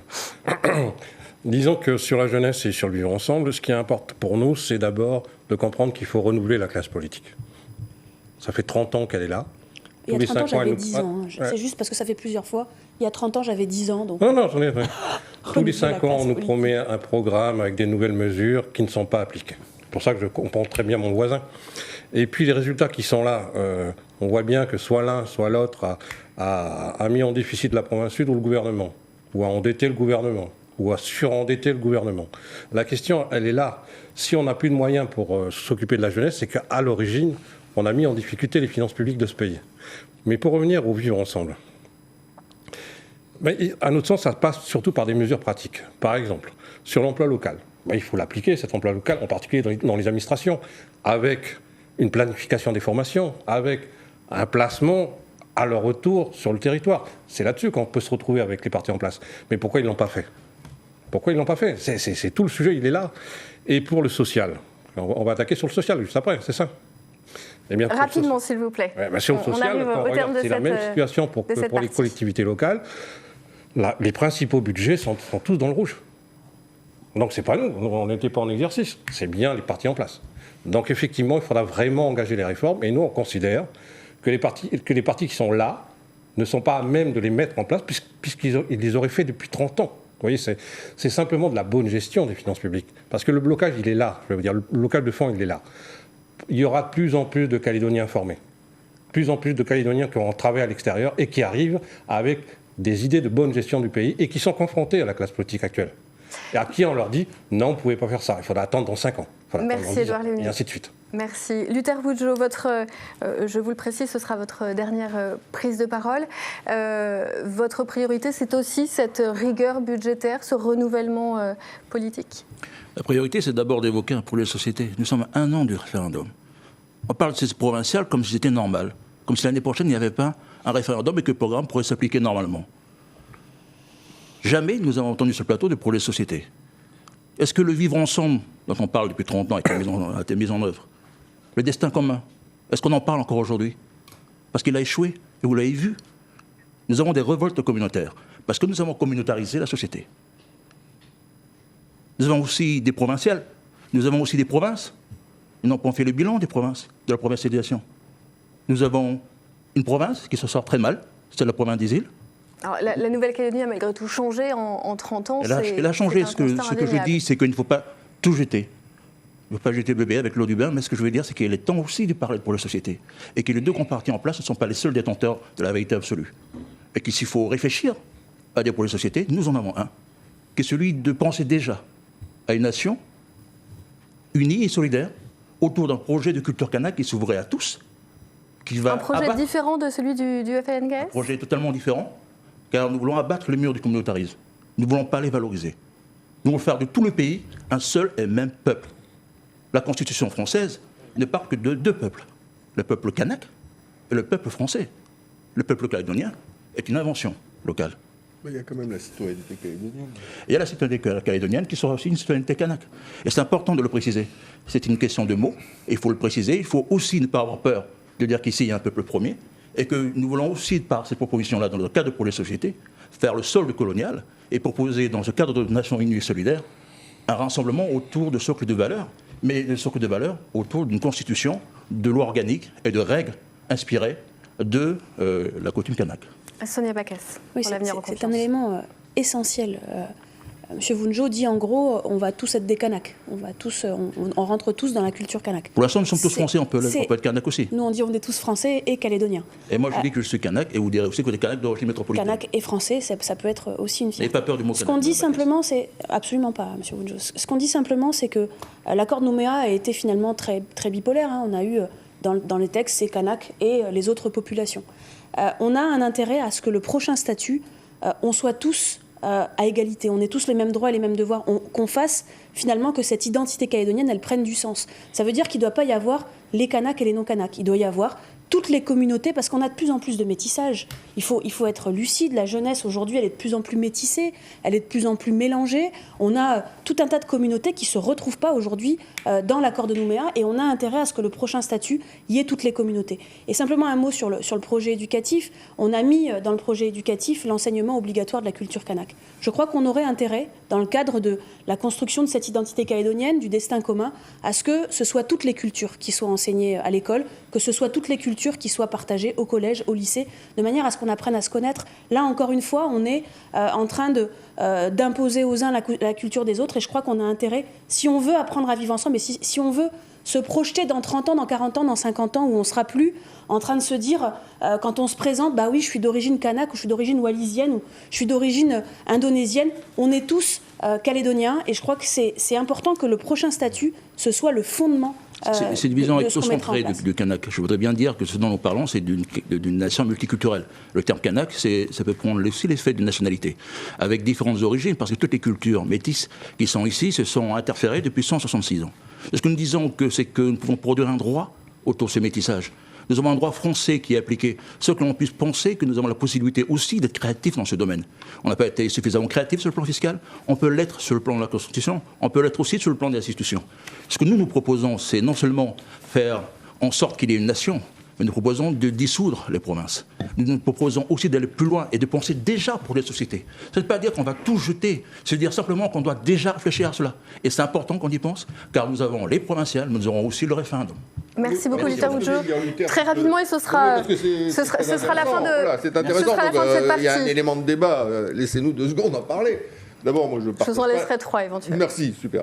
Je ne partage pas cette opinion sur l'absence de peuple calédonien. Je sais que c'est quelque chose qui fait une différence entre nous tous, mais le peuple calédonien, son point de départ, c'est le préambule de l'accord de Nouméa. Le préambule de l'accord de Nouméa, il a été formidable parce qu'il a dit ce qu'on devait dire depuis longtemps, c'est qu'il y a un peuple originel, un peuple kanak, puis il y a d'autres peuples venus d'ailleurs, d'Asie, d'Océanie, de France, qui se sont mélangés, qui ont construit le pays et qui sont devenus au fil du temps des métissages biologiques, culturels, parce qu'on est un peuple métis, des peuples métis, qui sont devenus au fil du temps des citoyens calédoniens. C'est ce que dit le préambule. Le préambule, il dit tous ces peuples, désormais, doivent constituer une communauté de destin.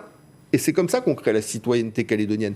Donc l'aide démarche, je ne dis pas qu'il est parfait, ce peuple calédonien. Bien sûr, il est toujours en construction, en émergence, bien sûr. Mais ce qu'il y avait à 30 ans, c'est pas ce qu'il y a aujourd'hui. On a éminemment progressé. Et moi, je suis très optimiste sur le fait qu'on peut être calédonien de différentes origines, de différentes racines.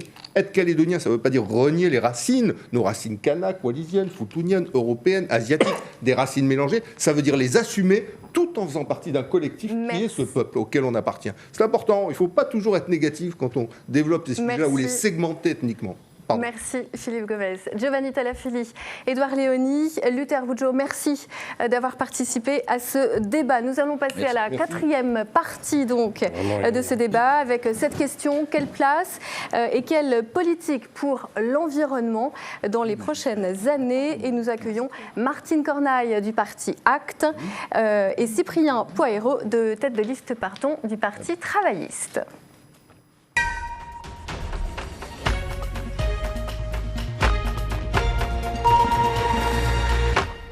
Madame, monsieur, bonsoir, installez-vous.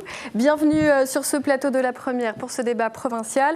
Alors Martine Cornaille, en cohérence avec votre engagement associatif passé, vous souhaitez placer la santé et l'environnement au-dessus de toute considération. Concrètement, comment vous traduisez ça en mesures, en priorités politiques ? Alors, je voudrais réagir à tout ce que j'ai entendu ce soir d'abord. Allez-y. Je suis atterrée par nombre d'approximations, par quelques mensonges et surtout par de grosses bêtises. Notre planète est finie. Lorsque j'entends dire que la Nouvelle-Calédonie est en crise économique, alors qu'elle dispose du 3e PIB de la zone, et qu'il faut, nous dit-on, trouver plus de 1% de croissance, alors que, encore une fois, les ressources de la planète sont finies, et que dès le premier trimestre de l'année, on est déjà en surconsommation de nature, on est au-delà du jour du dépassement. Je me dis, tous ces gens n'ont rien compris à l'urgence absolue de protéger une planète vivable, de maintenir une possibilité de vie pour l'humanité. Alors effectivement, si nous accédons au pouvoir, nous passerons au crible de cette durabilité environnementale, toutes les politiques publiques, toutes. Voilà. Alors concrètement, j'allais dire, la politique, ce sont aussi des mesures, un calendrier, un échéancier. S'il y a dans l'urgence une urgence, quelle est-elle ? Alors effectivement, ce qui nous attend, c'est une révolution. Donc nous y mettrons de la progressivité et de la prévisibilité, mais nous irons au bout. Les buts sont connus. On pourra discuter du chemin pour y arriver, mais les buts sont connus. Je veux dire que ce ne sont pas des caprices d'écolos bobos. Nous avons malheureusement entendu, nous, toutes les alarmes lancées par la communauté scientifique. Encore cette semaine, celle de l'IPBES, qui nous dit que notre façon de vivre, notre modèle socio-économique n'est pas compatible avec une planète vivable et que ce sont des mesures fortes et urgentes qui doivent être entamées. Donc nous avons un certain nombre de mesures qui sont strictement environnementales, mais encore une fois, nous passerons au crible toutes les politiques publiques, s'agissant des politiques agricoles et énergétiques notamment. S'agissant de répondre à votre question, j'en resterai là. En effet, je souhaite utiliser ce qui me reste du très maigre temps de parole accordé à Acte pour sensibiliser les Calédoniens au déni de démocratie que constitue la formidable inégalité de traitement des diverses listes en présence dans le cadre des campagnes électorales, et ce, même si c'est la loi qui le prescrit.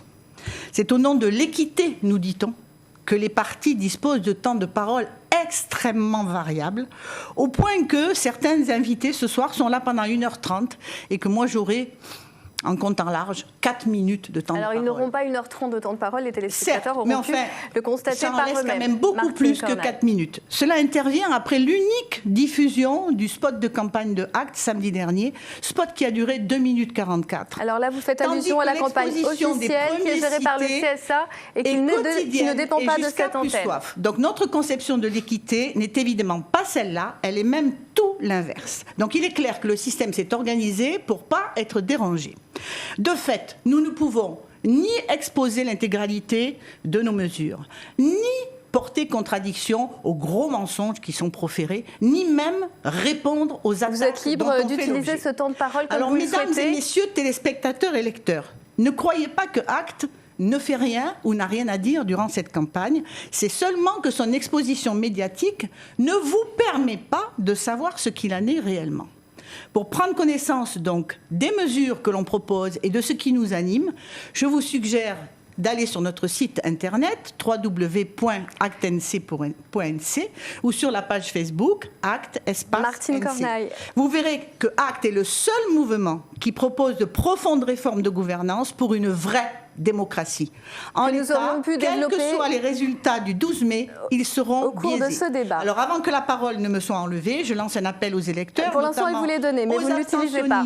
Et aux indécis, pour leur dire, dimanche, votez Acte. Parce qu'avec Acte, le changement, c'est possible. Et maintenant, vous voyez, je me bâillonne. Martine Corneille, donc pour Acte. Cyprien Poirot, alors j'allais dire je vous laisse finalement le choix parce que c'est aussi une liberté d'utiliser ce temps de parole tel que vous le souhaitez, mais j'ai quand même une question à vous poser sur cette question fondamentale de la place de l'homme dans son environnement. Quelle est, vous, Parti travailliste, votre proposition sur cet équilibre entre le développement économique, l'emploi, le bien-vivre et l'environnement, l'écologie ? Bonsoir à tous. Donc, dans un premier temps, je voudrais dire qu'on arrive au terme de l'accord de Nouméa et que, bien sûr, le constat qui est fait, il est très amer pour les uns et les autres, notamment dans le monde indépendantiste, où on a l'impression que le développement économique et le rééquilibrage s'est fait jusqu'aux portes de Tantouta. Je veux bien sûr interpeller nos élus qui sont là, qui depuis plus de 30 ans, comme les uns et les autres l'ont dit tout à l'heure, ont exercé leurs fonctions au sein de ces institutions qui étaient censées emmener un rééquilibrage pour le peuple kanak, peuple premier de ce pays. Mais malheureusement aujourd'hui, quand on voit en termes environnementaux ce qui a été fait dans le cadre des politiques publiques et des infrastructures publiques pour l'environnement, toutes nos tribus kanak, depuis Bouraï jusqu'à Yaté et dans l'ensemble de la Nouvelle-Calédonie, ont été laissées pour compte. Alors vous parlez par exemple de l'industrie minière, vous précisez un petit peu votre constat et surtout ce que vous proposez. Il y a quand même de la pollution silencieuse où on voit dans l'ensemble de notre tribu, parce que vous savez très bien que les Kanaks qui sont repoussés au fond des vallées et qu'on utilise de nombreux produits ménagers qui aujourd'hui détruisent la faune et la flore au détriment de la population kanak qui a vécu depuis plusieurs millénaires de ces ressources-là, et que les collectivités publiques n'ont rien fait pour autant pour aider les populations, proposer des contrats de plan convenables pour pouvoir répondre à ces problèmes de pollution, notamment de nos tribus. Alors, à quoi mi-temps sur la situation justement de ces populations qui côtoient sur ces communes minières et au-delà, quelle est concrètement la proposition, les mesures, la philosophie du FLNKS? La philosophie du FLNKS a été de dire depuis qu'il est tout juste pas normal que ces tribus vivent la pollution, subissent la pollution. Et on a encore, dernièrement nous étions à Thio, bien on a encore discuté avec les responsables de Thio, avec le conflit qu'ils ont avec la SLN notamment. Et c'est une constante, quand on regarde toutes ces communes minières là. Qui c'est finalement qui subit la pollution, c'est la population kanak. Voilà, alors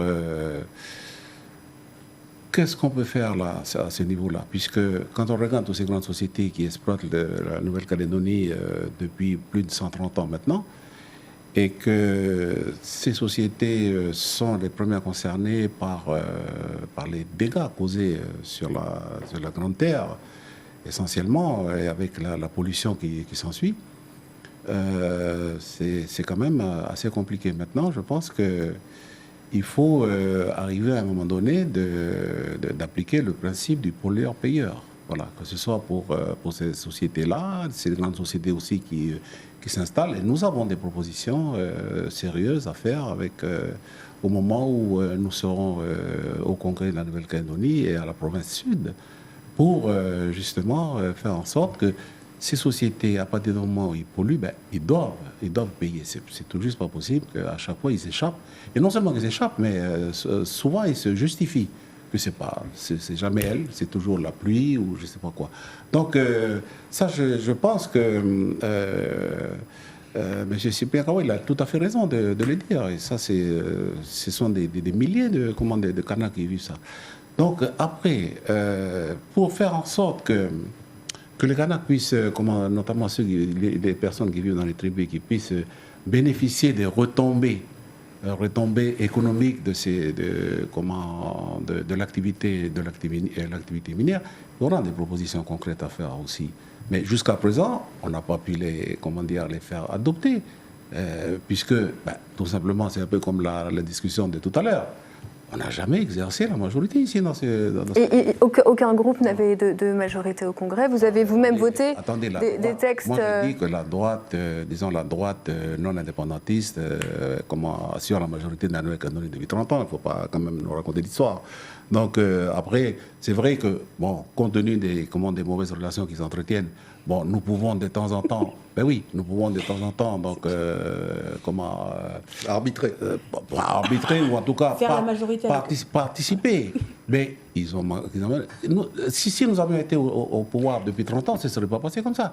Donc, si vous voulez, c'est ce que je voulais vous dire, c'est qu'il faut, pour les tribus, appliquer ou tenter d'appliquer, monsieur le député, madame Bakès, le principe de subsidiarité. Voilà. Inventé ou pensé par l'Église catholique, puisque dans la doctrine sociale de l'Église Rapidement, catholique, s'il vous plaît. Voilà. Et c'est Léon XIII qui l'avait appliqué la première fois. Et c'est au niveau de l'Europe qu'ils ont ce principe de subsidiarité. Voilà.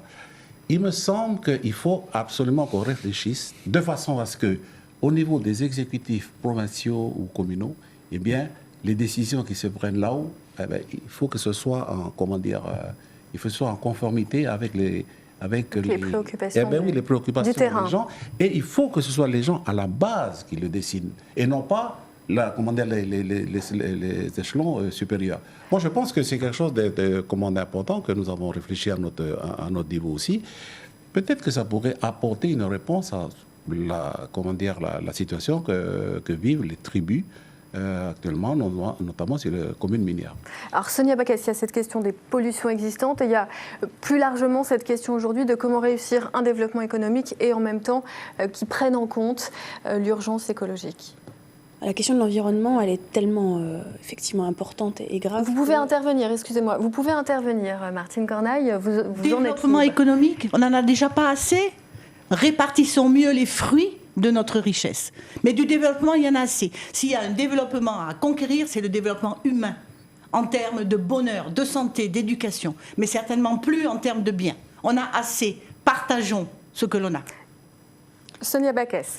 Le développement économique, c'est aussi de la création d'emplois. Donc, sur la question de l'environnement, personne ne peut rien faire seul. Je pense qu'on a besoin d'allier les énergies de tout le monde, des particuliers, et c'est pour ça qu'on a quand même un ensoleillement extraordinaire, un vent extraordinaire, et on a très peu de particuliers encore qui sont équipés en panneaux solaires, en chauffe-eau solaire. Et c'est pour ça qu'on propose des mesures concrètes de prime à l'achat pour encourager les Calédoniens à aller dans ce sens-là. Il faut changer les mentalités dès le plus jeune âge. Et c'est vrai que c'est dès l'école qu'il faut qu'on arrive à inculquer à nos enfants cette nécessité de protéger l'environnement. Là aussi, on a des propositions très concrètes. Et puis, le secteur essentiel, c'est celui de l'industrie. En Nouvelle-Calédonie, c'est 75% de la distribution d'énergie. Et on a absolument besoin d'aller dans ce sens-là sur l'évolution de notre modèle énergétique. Et c'est pour ça qu'on a proposé déjà il y a quelques mois, dans le cadre de la nouvelle centrale qui doit être mise en place à la SLN, d'avoir une partie d'énergie renouvelable au lieu d'avoir 100% de gaz comme c'est envisagé aujourd'hui par la majorité en place. Donc il faut qu'on arrive à associer tout le monde. Je voudrais simplement terminer pour dire que sur ce sujet-là, comme sur un certain nombre d'autres, on a parlé tout à l'heure des addictions, on a proposé, nous, qu'il y ait un nouvel espace de dialogue pour qu'on arrive à régler les problèmes de société de la Nouvelle-Calédonie, à un espace de dialogue où on associe la société civile et notamment où on pourrait du coup entendre ceux qui répondent aux besoins démocratiques. Exactement. Et j'ai proposé que cet espace de dialogue il puisse se faire localement. On est souvent en train de se mettre d'accord au comité des signataires sur les problèmes institutionnels. On a des problèmes là dans le quotidien, la relance économique, l'environnement, les problèmes d'addiction, les problèmes de santé. Il faut qu'on les traite ici. Cyprien Poirot, vous ne siégez pas actuellement à l'Assemblée de province. Vous voulez porter la voix du Parti travailliste à partir du 13 mai, ou en tout cas dans les jours qui suivent. Avec quelle priorité, j'allais dire, quelle va être votre action au sein de cette Assemblée ? Je crois que la première des choses à faire pour ce pays-là, c'est de faire le bilan, de cet accord.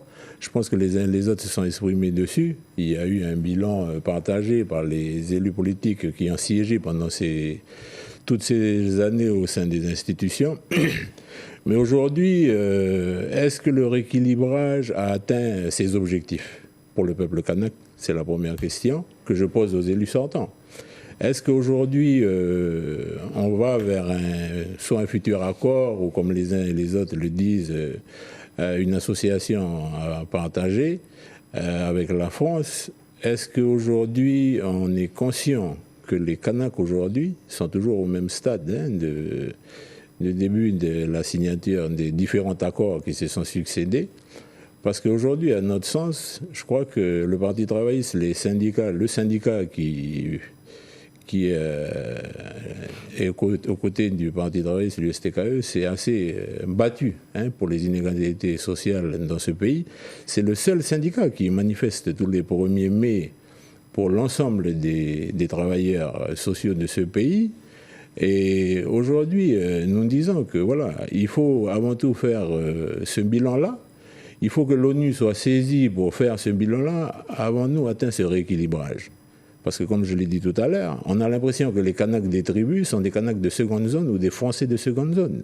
Mais qu'avons-nous fait depuis toutes ces années pour ces Kanaks-là qui vivent dans le fin fond? Donc vous serez, si vous étiez élu, vous serez leur porte-voix dans cette Assemblée de province sud. D'abord, il faudrait faire le bilan. Être le porte-voix, c'est une chose. On peut tous être le porte-voix de tous les Calédoniens, comme les uns et les autres le disent. Mais n'oublions pas qu'ici, dans ce pays, il y a un peuple qui s'appelle le peuple kanak, qui a accueilli toutes les communautés dans ce pays, qui souhaitent vivre avec tout le monde dans ce pays, mais dans un équilibre et puis à partir du moment où les objectifs prévus dans cet accord-là soient atteints.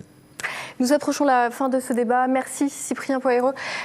Philippe Gomez, une réponse. Vous aurez du temps de parole après, même si vous souhaitez le prendre maintenant. Cyprien Kawa, parce qu'on est de la même région, une commune voisine et amie, la commune de Saramea. Et on se connaît de longue date. Pour dire qu'il n'y a rien qui a été fait sur les tribus ces 30 dernières années, je trouve quand même le truc un peu gonflé. Rien qu'en ce qui concerne la commune de La Foi, avec les tribus de Coindé ou Ypoint, Kouma et Watom. Quand j'ai été élu maire en 89, il n'y avait pas d'eau, pas d'électricité, pas de téléphone, une route défoncée, pas de maison commune, pas d'école. Il n'y avait rien. C'était le désert total, intégral. Il y avait vraiment deux mondes, Cyprien. Il y avait le monde des tribus et le monde du village. Je ne dis pas que tout est parfait aujourd'hui, mais on est quand même dans des conditions d'existence qui se sont nettement améliorées. Et c'est les accords qui ont été signés depuis 30 ans qui ont permis de faire ce chemin. En ce qui concerne l'environnement ensuite, puisque a priori c'est la séquence, même si elle est plus silencieuse qu'elle n'aurait dû l'être, nous, à Calédonie Ensemble, on est très attachés à la protection de l'environnement, de la biodiversité. On a un parcours, une histoire de l'inscription des récifs au patrimoine mondial de l'humanité en 2008. Et je remercie d'ailleurs le CEDA coutumier qui, à l'époque, a porté le dossier, ainsi que l'association Corail Vivant, qui a été très acteur sur le sujet. Mais au bout du compte, c'est un pouvoir qui, avec les provinces, a fini par obtenir en 2008 cette inscription. Je signale également le Code de l'environnement que la province sud a adopté en 2009, qui a servi de maître étalon pour l'adoption de l'ensemble des autres codes de l'environnement. Je salue aussi le travail du gouvernement et de la province sud sous cette mandature, la création du parc de la mer de Corail qui a été saluée. Que faire de plus maintenant? On voit qu'il y a une attente forte. La création du parc. Martine Cornaille, provincial de la côte oubliée. allez-y. La loi anti-plastique et d'autres choses encore. De ce que je veux dire. Il n'est protégé de rien. Les seules zones protégées. Il y a 7000 km² de réserve intégrale et 21 000 km² de réserve naturelle. Monsieur le député, l'arrêté n'est pas pris. On en parle, mais il n'est pas pris.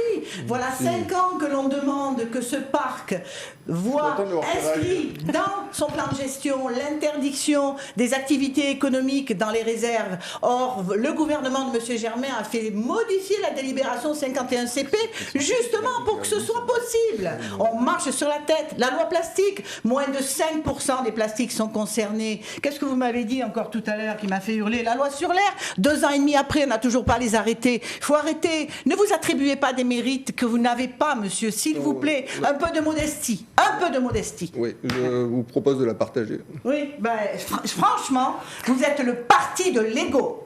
Franchement. Martine Cornaille, merci. Pour Acte, Cyprien Poirot, pour Parti Travailliste, je vous remercie d'avoir contribué à l'animation de ce débat. Nous allons, un débat qui touche à sa fin, je vous propose de conclure. Vous aurez la parole, Philippe Gomez, et vous inquiétez sur l'environnement, pas. Je n'ai pas pu développer parce que j'ai été interrompu de manière un peu bruyante, donc j'aurais voulu dire... Alors, terminez sur l'environnement. Non, parce que j'ai pas... Terminez sur l'environnement, Philippe Gomez. Voilà, donc deux petites mesures, de mesures qui pour nous sont importantes. C'est d'une part... accélérer le schéma de transition énergétique. On est aujourd'hui à un niveau en termes d'énergie renouvelable pour la distribution publique qui avait été prévu à 100% en 2030. L'objectif, c'est d'arriver à 100% dès 2025. On a une vraie dynamique en matière de développement des fermes photovoltaïques et à un prix de plus en plus compétitif. On arrive à 7 francs CFP du kilowattheure, c'est-à-dire un prix inférieur aux énergies fossiles. Donc c'est vraiment un jackpot pour la Nouvelle-Calédonie. Deuxième chose, créer une véritable filière en ce qui concerne les déchets pour leur valorisation, leur réemploi. Et dans cette échelle provinciale ou échelle pays, c'est un vrai échelle provinciale, c'est la création d'un écopole dans la zone industrielle à Ducos, parce qu'on a un retard dans notre pays assez considérable en matière de déchets. Donc voilà 2 mesures très concrètes. Sur la centrale qu'a évoquée Sonia Backès, un petit mot. Ça ne sera pas une centrale au gaz à 100%. Des études de faisabilité ont été lancées là, étant donné l'évolution des technologies qui sont extrêmement puissantes, de façon à ce qu'on puisse créer une méga centrale photovoltaïque de 200 MW sur un terrain de 200 hectares qui conduira l'énergie produite pour la SLN à être en moyenne à 70% issue du gaz et à 30% issue des énergies renouvelables. Merci un engagement de campagne. Écouté sur ce oui, sujet, bien sûr, comme sur les exportations non, de nickel, vous avez fini par rejoindre notre position. Merci beaucoup. Nous avons écouté personne. Il y a 10 ans, Facebook n'existait pas. Les technologies évoluent aujourd'hui. Je vous propose, Philippe Gomez, Sonia Backès et Roch Remitan, prenons en compte ces évolutions dans l'intérêt du pays. Conclure cette émission.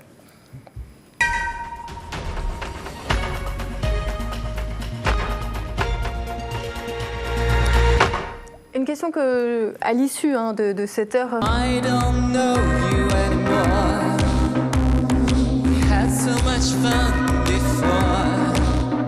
Je suis auteur, compositeur, interprète. Je définis ma musique comme du folk électro-océanique. Le texte, pour moi, il est important. En tout cas, c'est de là que naît l'envie de faire de la musique. Donc, c'est d'écrire quelque chose et d'exprimer quelque chose. L'univers électronique de Sacha Terra sur la scène dans les Mix Live, demain à 20h sur la première. Du tuilage intergénération. C'est-à-dire que vous passez le témoin sur cette mandature. Voilà, donc on a 2-3 ans, en tout cas pour ce qui me concerne, par exemple, mais aussi pour quelques autres personnes qui sont sur la liste, en position éligible. Nous avons quelques années pour passer le témoin donc, à cette génération qui monte. C'est la génération de la quarantaine qui est en train de monter. Ce sont des personnes qui ont fait l'université, qui ont fait leurs études, une activité professionnelle, 10 ans, 15 ans, et qui sont aptes et ils ont les compétences pour exercer les responsabilités politiques qui seront les leurs. Voilà. Donc, nous, on n'a pas de problème absolument avec ça. Donc, c'est ce que nous sommes en train d'opérer, c'est-à-dire ce passage du témoin entre les générations. Sonia Backès, alors vous avez été interpellée, même si, vous l'avez dit, vous n'étiez pas en politique il y a 30 ans. Vous entendez ce besoin de plus de démocratie ou d'une nouvelle forme peut-être de démocratie ? Alors on l'a tellement entendu que notre liste, elle est complètement renouvelée puisque nous, nos anciens, nous ont laissé la place. Ils nous ont soutenus pendant cette campagne et ils continueront de nous soutenir, mais ils ne sont pas sur la liste. On a une liste qui est finalement complètement renouvelée de ces anciens qui étaient là il y a 30 ans et dont on peut considérer qu'effectivement ils ont été au bout de l'accord de Nouméa et que maintenant on va écrire une nouvelle page et que cette nouvelle page, elle doit être écrite par des gens qui ont l'envie, le dynamisme qu'on peut avoir quand on a la quarantaine. On a une liste qui a des nouvelles personnalités, des personnes qui ont une trentaine d'années, qui ont envie, et on a l'expérience quand même de gens qui sont des quadras, mais qui ont été dans les institutions et qui savent quand même de quoi ils parlent. Donc ce renouvellement, on l'a fait, nous, concrètement. On a une liste qui a une moyenne d'âge de 43 ans. On a un renouvellement qui a complètement été fait. Alors, on me signale, je me permets juste, que nous avons eu un incident technique sur votre prise de parole, Roch Wamitan, donc vraisemblablement pendant quelques secondes, on s'en excuse par avance. Philippe Gomez. Sur la même question. Sur la même question, sur finalement, je vais dire le mot, cette colère, cette frustration que l'on a entendue de certains candidats et globalement dans cette campagne. Je vois une vitalité démocratique. C'est un signe de bonne santé pour un pays que des citoyens veulent s'engager, participent à une campagne, fassent des propositions, même si parfois ça peut être un peu bruyant, mais ça fait partie de la vie. Et je crois qu'on n'est pas dans une situation de gilet jaune qui est autrement plus dégradable. Donc c'est une bonne chose pour la vie démocratique d'un pays. Vous savez, la moitié de la planète, vous ne pouvez pas vous exprimer. Quand vous faites de la politique, vous ne restez pas simplement votre réputation, vous risquez une balle dans la tête. Vous ne le prenez pas, j'allais dire, directement contre l'équipe sortante, non, contre la majorité. Ce que je veux dire, c'est qu'une démocratie organisée où il n'y a personne contre l'équipe sortante, c'est en Chine, c'est en Russie, c'en est la moitié de l'Afrique et la moitié de l'Amérique du Sud. Donc non, on a de la chance, on est en France, on est en République, on peut se présenter à des élections dès lors qu'on est citoyen, c'est formidable, ça fait partie de la vie d'un pays et c'est un bon signe. La deuxième chose, c'est que ce n'est pas la première fois. 11 listes, c'est pas un sommet. On a eu 14 listes dans notre pays. Chaque élection provinciale, c'est entre 8 et 14. Donc là, c'est plutôt un bon cru. Il y a beaucoup de participation. C'est un choix supplémentaire qui est offert aux Calédoniens, donc c'est une bonne chose. En ce qui concerne notre liste Calédonie Ensemble, nous avons pas moins de 3 trentenaires dans les 6 premiers. Nicolas Metzorf, Emmanuel Cac et Annika Aizé, qui sont vraiment des gens brillantissimes, des jeunes Calédoniens engagés dans la vie de leur cité. Mais on a également un petit peu plus loin Manina Tehei et Jérémy Atiti. On a donc toute une génération nouvelle, formée, qui aime son pays, qui est attachée à sa terre, qui est profondément enracinée et qui souhaite apporter sa valeur ajoutée à la politique calédonienne. Et bien sûr, on a une ossature, puisqu'on a renouvelé à peu près la moitié des membres de cette liste. Sur les 22 premiers, il y a 11 nouveaux. On a une ossature avec des plus anciens, comme Philippe Michel, bien sûr, comme Philippe Dunoyer, Hélène Yekawé, Monique Millet, et qui apportent leur savoir-faire et leur expérience. Et je crois que cette manière-là de faire les choses, c'est-à-dire ce passage générationnel, ce passage de témoin générationnel, c'est une bonne chose pour notre pays. C'est un tuilage, oui, bien sûr, mais on est obligé de le faire. Mais alors, je m'en excuse par avance, mais Roch Wamitan, comme vous n'avez pas pu être entendu des Calédoniens sur cette explication de la composition de votre liste et la place que vous laissez à la jeunesse, je vous repose la question. Le FLNKS aujourd'hui laisse la place à ces jeunes ? Oui, nous sommes en train de laisser notre place à la jeunesse. Ce que je disais, c'est que les structures m'ont demandé d'être à la tête de cette liste FLNKS Sud, mais en faisant en sorte que nous puissions, nous les anciens, passer le témoin à la génération qui monte. Ce qui fait que cette génération qui monte, donc c'est la génération de la quarantaine qui sont donc derrière nous. Donc on va les accompagner. Nous sommes dans une logique de tuilage intergénération, mais aussi dans une logique d'accompagnement qui est quelque chose de très océanien. C'est-à-dire, chez nous, les Océaniens, on ne lâche pas les jeunes comme ça dans la fosse aux lions, parce qu'ils vont se faire bouffer tout cru. Donc, nous sommes là, nous les anciens, avec Vos adversaires de jour apprécient l'image. Attendez, laissez-moi finir. Nous sommes, les anciens, nous avons l'histoire dans notre tête, nous avons la culture politique dans notre tête et nous avons l'expérience de la vie politique, non seulement calédonienne, mais de la vie politique française tout court. Donc cela, nous allons faire bénéficier nos jeunes qui montent derrière nous et ils vont être à même d'affronter les grands défis qui se poseront dans la Nouvelle-Calédonie. Ce sera la toute dernière question ce soir et j'allais dire, votre réponse dépendra du temps de parole qui vous reste. Autrement dit, Sonia Bakel, il vous en reste relativement plus que les autres. Et vous êtes la première à répondre, c'est le tirage au sort qui l'a décidé. Le 12 mai, finalement, les Calédoniens vont aussi choisir ceux qui vont vraiment peser sur la sortie de l'accord. Pourquoi vous faire confiance à vous? Effectivement, dimanche prochain, les Calédoniens vont décider ceux qui vont présider à la destinée de la province sud, du Congrès, du gouvernement. Il y a un seul tour. Cette élection, elle est importante. Il y a un enjeu particulier cette fois-ci, c'est qu'on a un risque réel d'avoir une majorité indépendantiste au Congrès. Moi, je respecte l'avis de mes partenaires indépendantistes, mais je ne partage pas le projet de société qu'ils ont avec, on le voit bien au Congrès, une volonté d'un certain nombre de réformes sur la fiscalité, sur le foncier, sur un certain nombre de choses sur lesquelles on n'est pas d'accord. Donc on a ce risque et donc on souhaite, nous, représenter les 57% de Calédoniens qui ont voté non à l'indépendance et on veut les défendre également parce que c'est la particularité de cette élection dans les négociations qui vont s'ouvrir le lendemain de la mise en place des institutions. Le Premier ministre s'est engagé à nous réunir dès le lendemain. On sera là pour, encore une fois, porter la voix des loyalistes. Je ne suis pas sûre qu'ils aient été toujours bien représentés par ceux qui ont la majorité aujourd'hui. Nous, on souhaite que, et je remercie Roch Wamitan qui a dit tout à l'heure qu'il respecterait les sujets qui seraient abordés par chacun. Nous, il y a des choses qui sont essentielles à aborder aujourd'hui. On arrive au bout du système, sur le corps électoral, sur la clé de répartition, et puis le sujet essentiel qu'on a abordé tout à l'heure, qui est de remettre tous les Calédoniens au centre du dispositif. Donc dimanche prochain, les Calédoniens auront le choix entre trois listes qui ont des chances d'avoir des élus. Soit on a voté oui, on vote indépendantiste. Soit on veut du changement par rapport à ce qui se passe au niveau économique, au niveau sécuritaire, au niveau de leur quotidien, et on vote pour Calédonie ensemble. Soit on veut que la Nouvelle-Calédonie reste dans la République française et avoir réellement du changement, et on vote pour l'avenir en confiance. Alors Philippe Gomez, vous ne serez pas... Les raisons pour lesquelles il faudrait voter pour Calédonie ensemble. Vous ne serez pas surpris, vous avez le soin de savonner la planche. Vous avez deux mots de conclusion. Nous arrivons au terme d'une séquence politique qui a été ouverte par une poignée de main, qu'on a utilisée d'ailleurs dans toute notre campagne, celle qui a été faite entre Jacques Lafleur et Jean-Marie Tjibaou. À ce moment-là, il y a deux promesses qui ont été faites. Une promesse républicaine, c'était celle de Jacques Lafleur, la promesse de la liberté, de l'égalité, de la fraternité, la promesse issue de la prise de possession par la France en 1853. C'est cette promesse-là que Jacques Lafleur incarnait. Et puis une autre promesse, celle de Jean-Marie Tjibaou. C'est la promesse kanak et océanienne, la promesse du respect, de l'humilité, la promesse du partage et du consensus. Et ces deux promesses qui se sont faites, elles ont vocation à devenir une promesse calédonienne. C'est ce qu'on a fait ces 30 dernières années. On a cheminé sur cette promesse calédonienne. Et maintenant, on sort de l'accord de Nouméa. Et au moment de la sortie, il ne faut pas continuer à nous opposer. Ça n'a aucun sens. Je l'ai dit, il faut un référendum d'avenir partagé. Pourquoi ?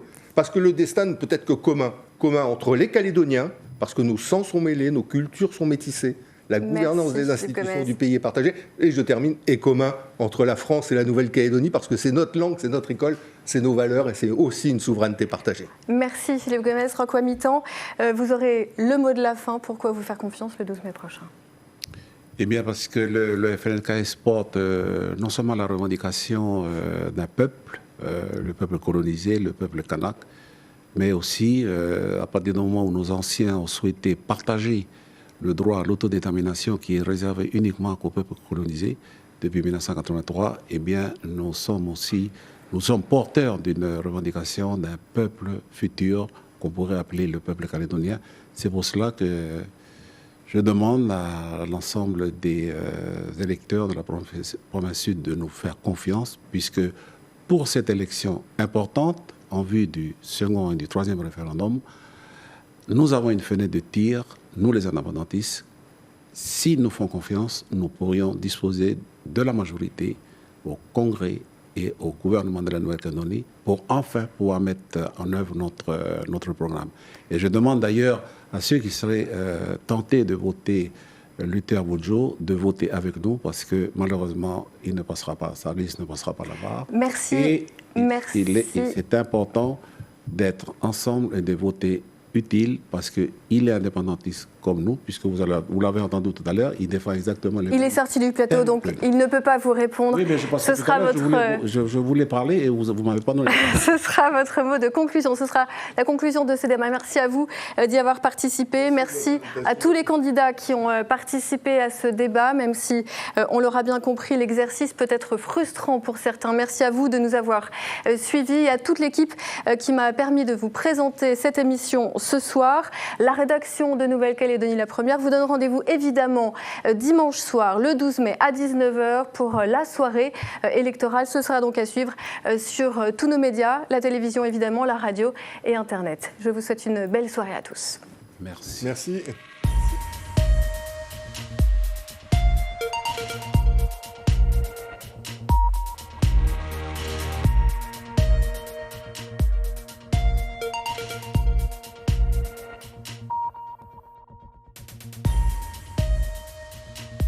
Retrouvez cette émission en replay sur votre site lapremière.nc.